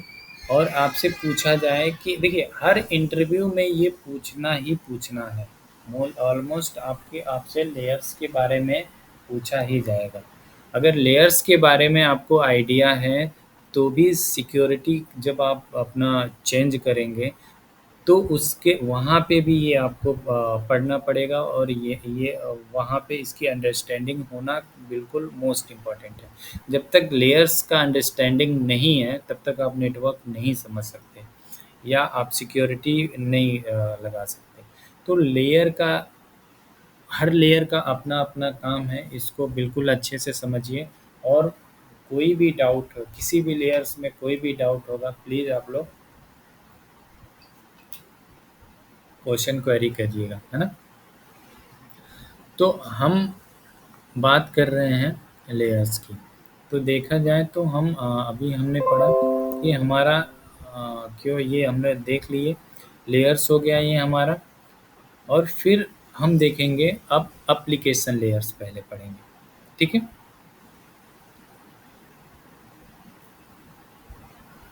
ठीक है, तो अब सबसे पहले हम एप्लीकेशन लेयर क्या होता है,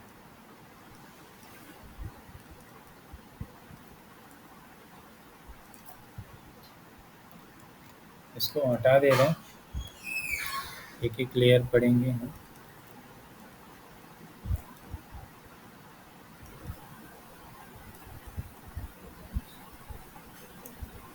ठीक है,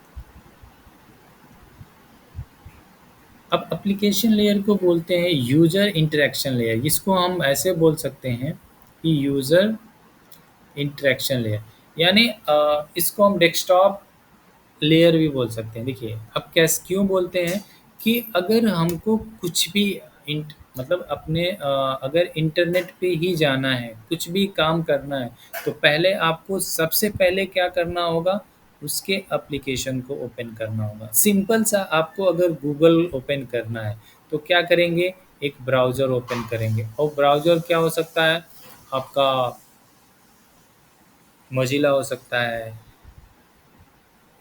क्रोम हो सकता है, या और भी जो भी ब्राउज़र हैं वो हो सकते हैं। तो सबसे पहले आप क्या करेंगे, एक एप्लीकेशन ओपन करेंगे। तो यानी इसी को बोलते हैं, आपका जो फर्स्ट इंटरेक्शन होगा, जो सबसे पहले इंटरेक्शन होगा, वो किससे होगा, आपका यूज़र से। यानी आप यूज़र हैं, आपका इंटरेक्शन एप्लीकेशन से हो रहा है। तो आप, ये क्या हो गया आपका एप्लीकेशन लेयर। जैसे मान लीजिए कि अगर हम ये पीपीटी ही ओपन किए हैं, तो हम क्या किए हैं, पावर पॉइंट का एप्लीकेशन है, उसमें एप्लीकेशन में आप गए हैं, अपना पीपीटी ओपन कर लिए हैं। या हमको अगर कुछ भी, अगर मान लीजिए कुछ भी अगर ओपन करना है, तो हम क्रोम करेंगे, यानी आप जो भी करेंगे। अगर हम इंटरनेट पे जाना है, गूगल ही सर्च करना है, तो गूगल सर्च किए, यहाँ पे गए, आपसे आपका मीट ओपन किए, और मीट से हम लोग का कम्युनिकेशन हो रहा है। तो यानी ये क्या है, आपका एप्लीकेशन। सबसे पहले आपको कुछ भी करना है, यानी कुछ भी क्वेरी करना है, या कुछ भी कम्युनिकेशन इस्टेब्लिश करना है, तो आपको उसका एप्लीकेशन चाहिए ही चाहिए। तो इसमें दो चीज़ें देखिए, सबसे पहले एक होता है कि आप ये सेंडर हैं। जैसे अगर मान लीजिए हम यूज़र हैं, हम सेंडर हैं, हमको क्या करना है कि हमको गूगल ओपन करना है। तो हमने क्या किया, एक क्रोम ओपन किया, और हमने गूगल को www डॉट किया, और गूगल्स को एक्सेस कर लिया, है ना। तो हमारे लिए सबसे प्राइमरी चीज़ क्या है, ब्राउज़र है। और हमारा जो सबसे पहला लेयर, अगर मान लीजिए कि आपसे पूछा जाए कि आप सेंडर हैं, आपका सबसे पहला लेयर क्या होगा, तो आप बोल देंगे कि आपका पहला लेयर एप्लीकेशन लेयर होगा। अगर आप दूसरे एंड पे हैं, अगर मान लीजिए कि आप रिसीवर एंड पे हैं, यानी कम्युनिकेशन क्या होता है, दो सिस्टम के बीच में कम्युनिकेशन होता है। तो एक होता है सेंडर, और दूसरा होता है रिसीवर। तो आप अगर इधर से आप सेंडर हैं, तो आप सबसे पहले क्या करेंगे, ब्राउज़र ओपन करेंगे। तो आपका जो पहला लेयर क्या हो जाएगा, वो एप्लीकेशन लेयर हो जाएगा। और इस रिसीवर का जो सबसे पहला लेयर क्या हो जाएगा? Physical layer. यानी सबसे पहले डेटा जाएगा यहाँ इंटरनेट वगैरह सारा होते हुए, और इसके एनआईसी कार्ड पे डेटा जाएगा। ठीक है, तो ये क्या हो जाएगा? इसका जो रिसीव जो करेगा ये अपने फिजिकल लेयर पे करेगा। तो अगर आपसे ये पूछा जाए कि रिसीवर एंड पे जो यूजर्स है, जो यूजर बैठा है, उसका जो फर्स्ट लेयर क्या होगा? Physical layer. सेंडर लेयर पे जो सेंडर साइड पे जो यूजर बैठा है, उसका पहला लेयर कौन सा होगा? तो एप्लीकेशन लेयर होगा।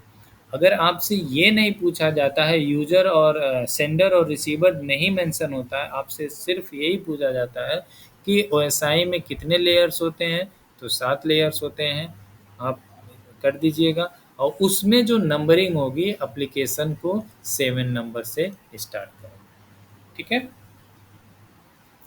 तो यहाँ यस सर। तो यहाँ आप देखेंगे कि एप्लीकेशन लेयर आपका यूज़र इंटरेक्शन लेयर होता है। यानी आपका सबसे पहले जो जिससे इंटरेक्शन होता है वो आपका एप्लीकेशन लेयर्स होता है।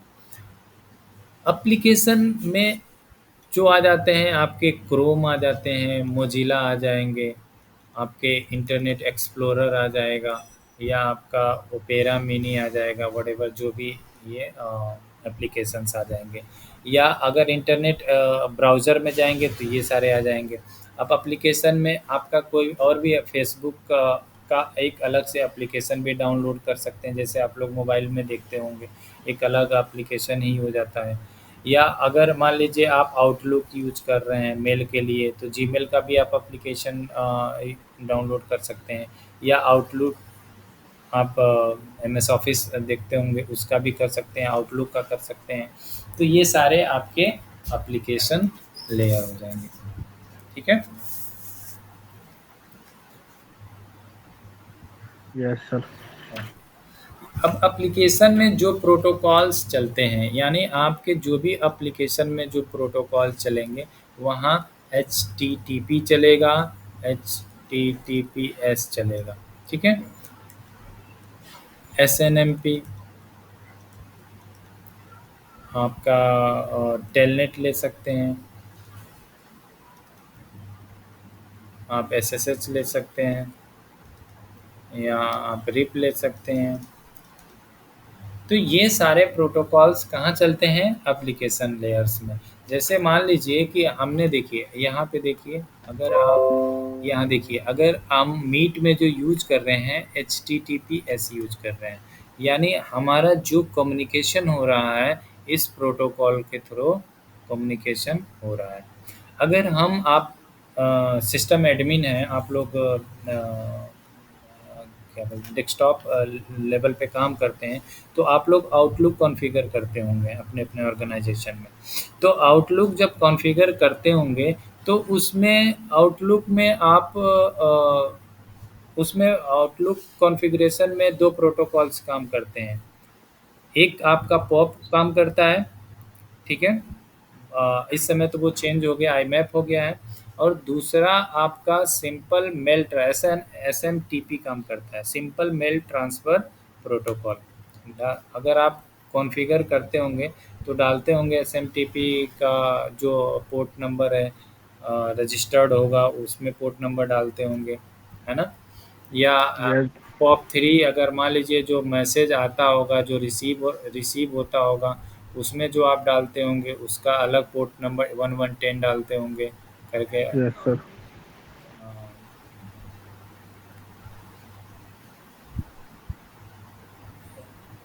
डालते होंगे। 110 कॉन्फ़िगर किए हैं ना मेल, आप लोग तो डेस्कटॉप पे काम करते होंगे तो मेल किए ही होंगे। तो जी सर। आउटलुक जो एप्लीकेशन है उसमें जो प्रोटोकॉल्स काम कर रहे हैं, आपका पॉप और SMTP काम करते हैं, है ना? तो आपका SMTP डालते होंगे पोर्ट नंबर 25। तो यानी SMTP क्या करता है, आपका मेल लेके जाता है इधर से, और पॉप क्या करता है, आपका जो बाहर से कहीं मेल आता है उसको रिसीव करके आपके इनबॉक्स में लाता है। तो आप पढ़े होंगे ये चीज़ें, देखे होंगे। जी सर।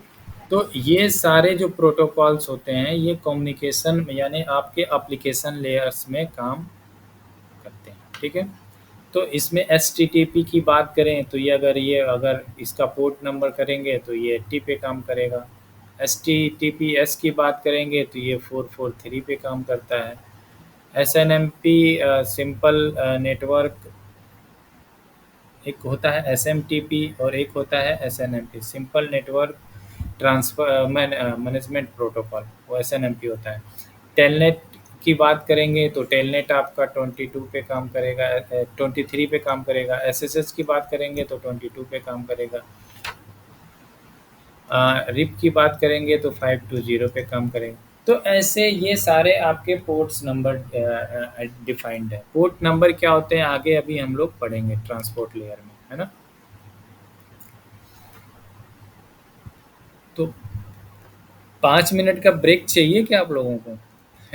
काफ़ी टाइम कंटिन्यू चलेंगे आप लोग। Yes sir. हाँ, यस सर। अगर देख सुनिए बीच में अगर लगे कि हाँ ब्रेक लेना चाहिए तो प्लीज़ बोल दिया कीजिए, है ना। ये ठीक है थोड़ा सर। सा ये वन वे कम्युनिकेशन हो जाता है ना, तो थोड़ा सा एक्टिव रहना पड़ेगा आप लोगों को। ठीक है, 5 मिनट ब्रेक ले लीजिए, उसके बाद थोड़ा सा स्टार्ट करेंगे। हम ज़्यादा डिस्कनेक्ट मत होइएगा, इसे रखिए।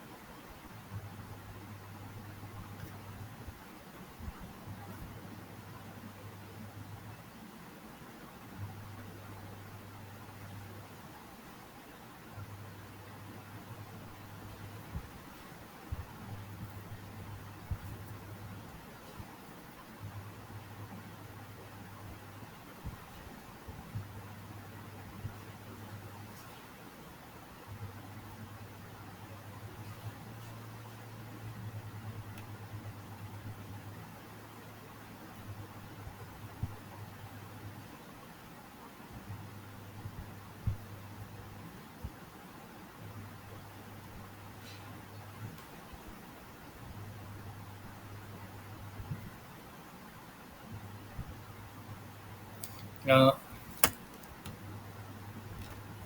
ठीक है। Hello. Yes Yes. Sir, yes sir. ठीक है।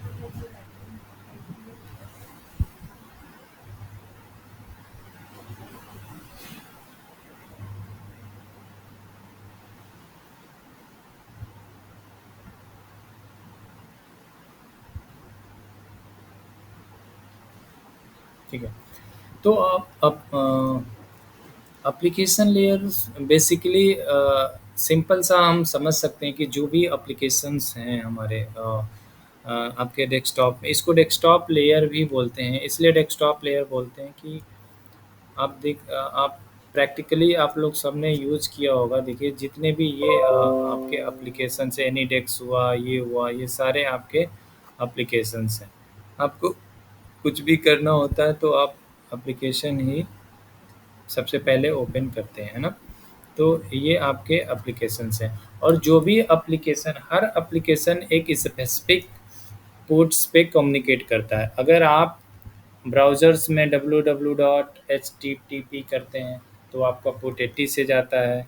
पोर्ट क्या होता है आप बिल्कुल भी कंफ्यूज मत होइएगा, आगे हम लोग बड़े अच्छे से पढ़ेंगे इसको, पोर्ट नंबर क्या होता है। अब सिंपल सा यूँ समझ लीजिए कि अगर हम एचटीटीपी करते हैं तो एचटीटीपी, अच्छा आप एचटीटीपी और एचटीटीपीएस में डिफरेंस समझते हैं क्या होता है आप लोग? Yes sir. HTTP Hypertext Transfer Protocol secure. हम्म। ये आपका सिक्योर होता है और ये क्या होता है, नॉन सिक्योर होता है। सिंपल यानी मतलब क्या होगा कि जैसे मान लीजिए कि अगर आपका इंटरनेट है, इंटरनेट में अगर आपका जो भी डेटा जाता है, अगर एचटीटीपी के थ्रू जाता है, अगर मान लीजिए कि आप अपने सिस्टम में बैठे हैं और यूज़र नेम और पासवर्ड जो भी डालते हैं और कम्युनिकेशन आपका एचटीटीपी के थ्रू जाता है, तो अगर मान लीजिए यूज़र नेम एबीसी डाला और पासवर्ड 123 डाला आपने, तो ये जो डेटा जाएगा नेक्स्ट डेटा जाएगा, यानी एबीसी यूज़र ऐसे कर कर के आपका 123। तो अगर मान लीजिए बीच में अगर किसी ने आपका पैकेट कैप्चर कर लिया तो वो क्या कर सकता है, आपके टेक्स्ट को पढ़ सकता है। तो ये इनसिक्योर है, यानी आपका जो, क्योंकि इंटरनेट में आपको पता ही है कि आपका जो डेटा ट्रैवल करेगा ही करेगा, तो कहीं न कहीं वो डेटा किसी न किसी मीडियम से आपका वो डेटा कैप्चर हो जाएगा और डेटा अगर कोई रीड करके आपका पढ़ भी सकता है, तो वो इनसिक्योर होता है। और एचटीटीपी क्या होता है, वो ये आपका क्या हो जाता है, इनक्रिप्टेड हो जाता है। यानी एबीसी कुछ ऐसे करके प्लस माइनस ये 1 2 3 ऐसे कर कर के एक स्ट्रिंग बन जाता है इनक्रिप्टेड का। और ये जब डेटा जाएगा इंटरनेट पे, तो जैसे अगर कोई इसको कैप्चर भी कर लेगा तो वो उसको डिक्रिप्ट करने में उसको बहुत ज़्यादा प्रॉब्लम हो जाएगी, या मे बी वो कर भी नहीं पाएगा अगर इनक्रिप्टेड का एल्गोरिदम हाई है तो। ठीक है? तो ये आपका इनसिक्योर होता है और ये आपका सिक्योर होता है, बस इतना इसमें से डिफरेंट है। ठीक है? तो ये सारा आपका एप्लीकेशंस में ही प्रोटोकॉल्स यूज़ होते हैं। तो आप अगर एप्लीकेशन सिंपल अगर पूछा जाए कि एप्लीकेशन लेयर क्या होता है, तो आप एक लाइन में बोल सकते हैं कि ये यूज़र इंटरेक्शन लेयर होता है। इसको डेस्कटॉप लेयर्स भी बोलते हैं, है ना? उसमें आपसे पूछा जाए कि एप्लीकेशन लेयर के प्रोटोकॉल्स बताइए, तो आप सारे प्रोटोकॉल्स बता देंगे। ठीक है? दूसरा जो लेयर्स आता है हमारा, प्रेजेंटेशन लेयर।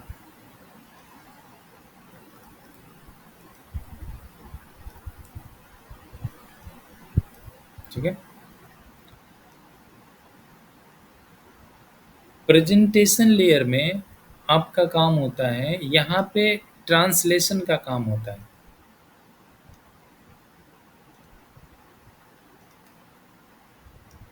ठीक है?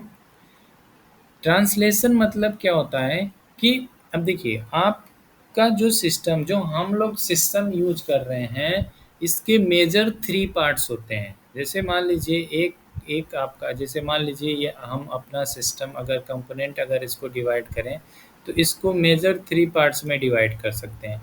एक आपका ओएस होता है, ऑपरेटिंग सिस्टम, जो आपका मशीन में डाला होता है। दूसरा होता है हार्डवेयर, हार्डवेयर जो हमारी मशीनें होती हैं, मदरबोर्ड वगैरह। तीसरा होता है जो कर्नल, ठीक है। कर्नल का काम, कर्नल क्या है? मीडिएटर से। कर्नल का काम क्या है कि वो हार्डवेयर को सॉफ्टवेयर से कम्युनिकेट कराता है। आपका हार्डवेयर जो है वो कौन सा लैंग्वेज समझता है? स्काई वैल्यू, आप पढ़े ही होंगे। जब हार्डवेयर जब आप पढ़े होंगे, जब इंजीनियरिंग्स में जो इंजीनियरिंग किए होंगे, तो वो पढ़े होंगे कि वहाँ जो हार्डवेयर जो कम्युनिकेशन करता है वो स्काई वैल्यू करता है,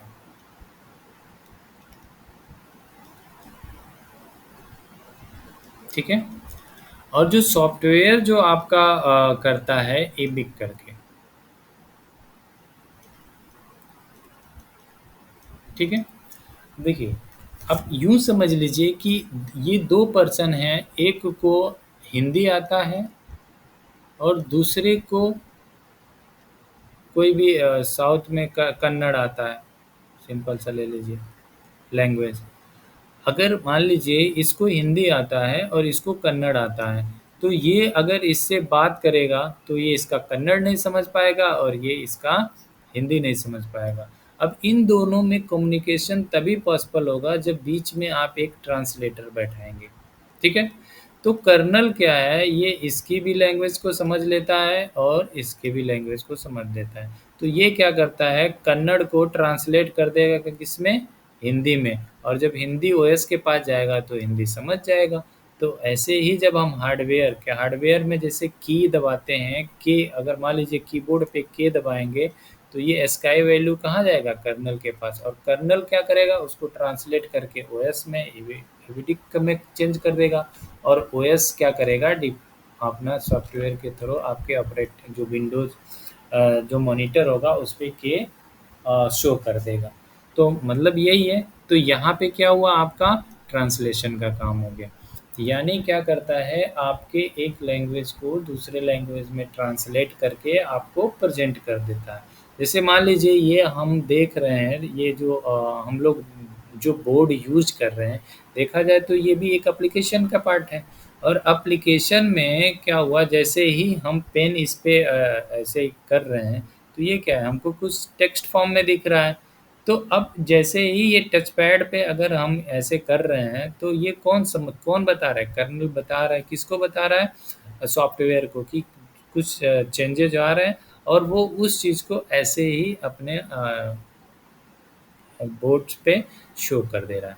तो जो भी चीज़ें आप देख रहे हैं यही आपका प्रेजेंटेशन लेयर है। प्रेजेंटेशन लेयर नाम से ही है कि किसी चीज़ को प्रेजेंट करना, यानी जो हमें टेक्स्ट फॉर्म या इमेज फॉर्म या वीडियो फॉर्म या व्हाटएवर जो भी फॉर्म्स में जो भी चीज़ें दिख रही हैं वो आपके as a part of presentation layer.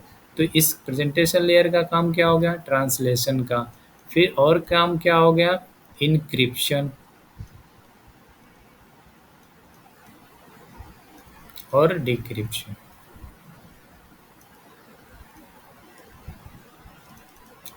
मतलब क्या हुआ कि आपने क्या किया कि जैसे ही आप क्या करें, जैसे सिक्योर बनाने के लिए अभी एक हुआ कि आप नेट डेटा अगर भेज रहे हैं तो कहीं भी आपकी प्रॉब्लम्स हो सकती है। बीच में कोई भी हैकर हुआ या इंटरनेट में कुछ भी कोई भी है, आपके डेटा को रीड कर सकते हैं, पढ़ सकते हैं, ठीक है। तो आप क्या करेंगे, आप जो भी डेटा आपका डेटा रहेगा, जो भी कॉन्फिडेंशियल डेटा रहेगा, उसको अपने पास जैसे ही भेजेंगे तो उस डेटा को आप इनक्रिप्ट कर देंगे, ठीक है। इनक्रिप्ट करके आप सेंड करेंगे। तो जैसे ही इनक्रिप्शन हो करके हैश या व्हाटएवर जो भी इनक्रिप्टेड फॉर्म में जाएगा तो बीच में कोई भी अगर उस डेटा को कैप्चर कर ले रहा है या कुछ कर रहा है तो चेंज मतलब नहीं रीड कर पाएगा। तो जैसे ही इनक्रिप्टेड फॉर्म में जाएगा और दूसरे एंड में क्या होगा, वो डेटा क्या हो जाएगा, डिक्रिप्ट हो जाएगा और डिक्रिप्ट होकर के वो डेटा आपको शो करने लगेगा। तो यानी आपके इंक्रिप्शन और डिक्रिप्शन का काम कहाँ होता है, प्रेजेंटेशन लेयर पे ही होता है। तीसरा काम क्या होता है यहाँ पे, कंप्रेशन का काम।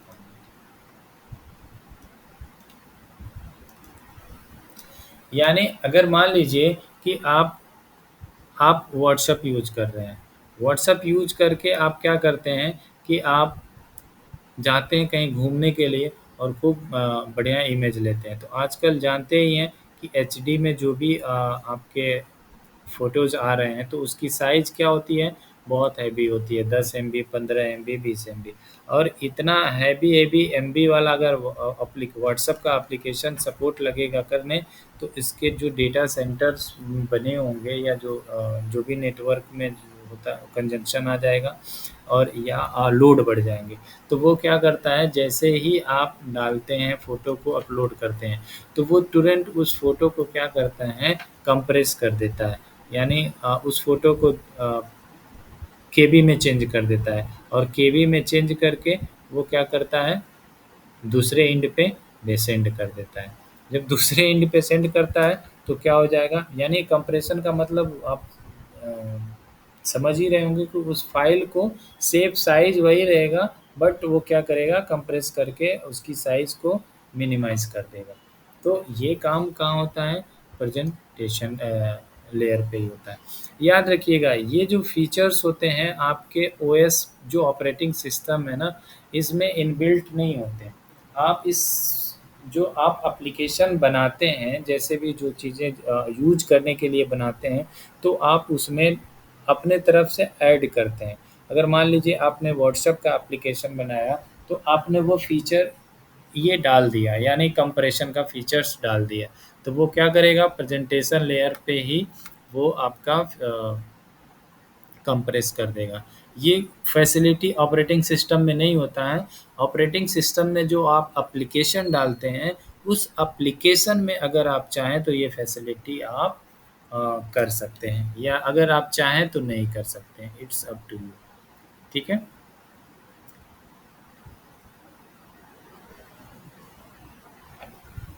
ठीक है। यहाँ पे जो प्रोटोकॉल्स वगैरह आप देखेंगे तो यहाँ पे जेपीजी करेंगे, जेपीजी होता है ना, जेपीजी, पीएनजी करके आता है, या MP3 आ जाएगा, या MP4 आ जाएगा। ये सारे प्रोटोकॉल्स आपके प्रेजेंटेशन लेयर्स पे ही काम करते हैं।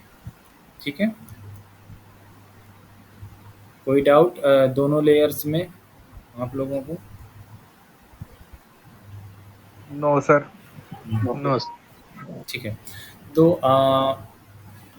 इसमें बहुत और डिटेल्स में पढ़ने की ज़रूरत इतना काफ़ी है, क्योंकि प्रेजेंटेशन लेयर को आप ऐसे डिफाइन कर सकते हैं, बहुत डीप में हो गया इसमें चीज़ें।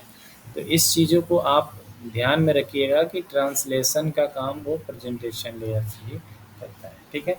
उसको स्काई वैल्यू से आपको ह्यूमन रीडेबल फॉर्म में या ह्यूमन विजुअलाइजेशन फॉर्म में ला करके दे देता है। आपको पता ही है कि जो भी कंप्यूटर से एक दूसरे से कम्युनिकेट करता है वो बाइनरी या कोड में ही कम्युनिकेट करता है। तो एक फ़ाइल अगर मान लीजिए एक फ़ोटो दूसरे जगह हम सेंड करते हैं तो उसको कोड में ही सेंड करते हैं, तो वो दूसरा जो रिसीवर एंड पे रिसीव करता है फिर वहाँ पे विजुअलाइजेशन फॉर्म में आ जाता है, हम उसको देख लेते हैं। ठीक है। तो वो कोड से आपको विजुअलाइजेशन फॉर्म में जो ट्रांसलेशन का काम ये आपका प्रेजेंटेशन लेयर ही करेगा। ठीक है। तो प्रेजेंटेशन लेयर में आपका ट्रांसलेशन, इंक्रिप्शन, डिक्रिप्शन, आपका कंप्रेशन, ये सारा हो गया। अगर प्रोटोकॉल आपसे कोई पूछ ले प्रेजेंटेशन लेयर पे कौन सा प्रोटोकॉल आता है तो आप ये बता सकते हैं। ठीक है। नेक्स्ट जो लेयर है आपका,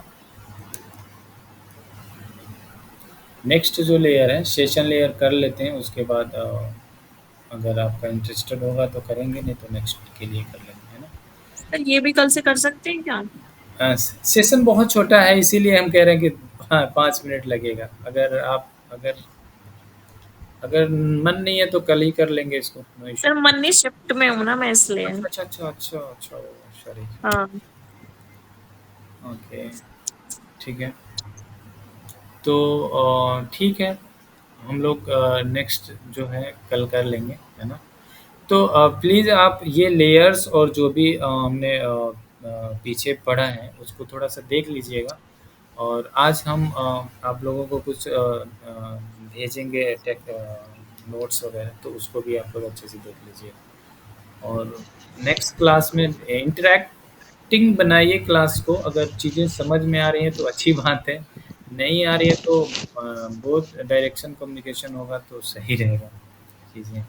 और लोग तो पता नहीं क्यों नेटवर्क का भी प्रॉब्लम होके गायब हो जा रहे हैं, तो देखते हैं, ठीक है। सर हाँ, आज का ना सर थोड़ा सा रिकॉर्डेड सेशन भेज देना, वो स्टार्टिंग की थोड़ा सा मिस हो गया था मेरा। नहीं ठीक है, मिल जाएगा वो तो आपको दे देंगे वो, हम आपको वो डल जाता है ड्राइव ठीक- में रिकॉर्डेड सेशन। जी जी, हाँ, ठीक है सर, ठीक। तो देख लीजिए, ठीक है। तो ओके। 3-4 क्लासेस थोड़ा-सा थ्योरी रहेगा। थोड़ा-सा आप लोगों को पेशेंस रखना पड़ेगा। फिर जब हम लोग प्रैक्टिकल में आएँगे तो और इंटरेस्ट बढ़ता जाएगा। तो थ्योरी बिल्कुल है, बिल्कुल सर। थोड़ा-सा बोरिंग लगेगा बट कोई नहीं, आप उसको करना तो पड़ेगा ही, क्योंकि क्वेश्चंस इससे भी आते हैं। आप लेयर 3 तक पहुँच जाएँगे ना, तभी भी जी जी। आप राउटिंग भी पहुँच जाएँगे तो भी आपका ये लेयर्स पीछा नहीं छोड़ेगा। क्योंकि हम हमारे उसमें ऑर्गेनाइजेशन में इंटरव्यू होता है या हम लोग इंटरव्यू लेते हैं, तो लेयर्स चाहे सिक्योरिटी में जाइए या नेटवर्क में रहिए, ये लेयर्स आपके साथ ही रहेगा, तो समझना जी जी सर। इम्पोर्टेंट हो जाता है। ठीक है। ओ सो जो भी होगा देख लीजिएगा, अगर कोई क्वेरी होगा तो नेक्स्ट क्लास में हम लोग कर सकते हैं। ठीक है, okay okay sir. Good night. Good night sir. Good night.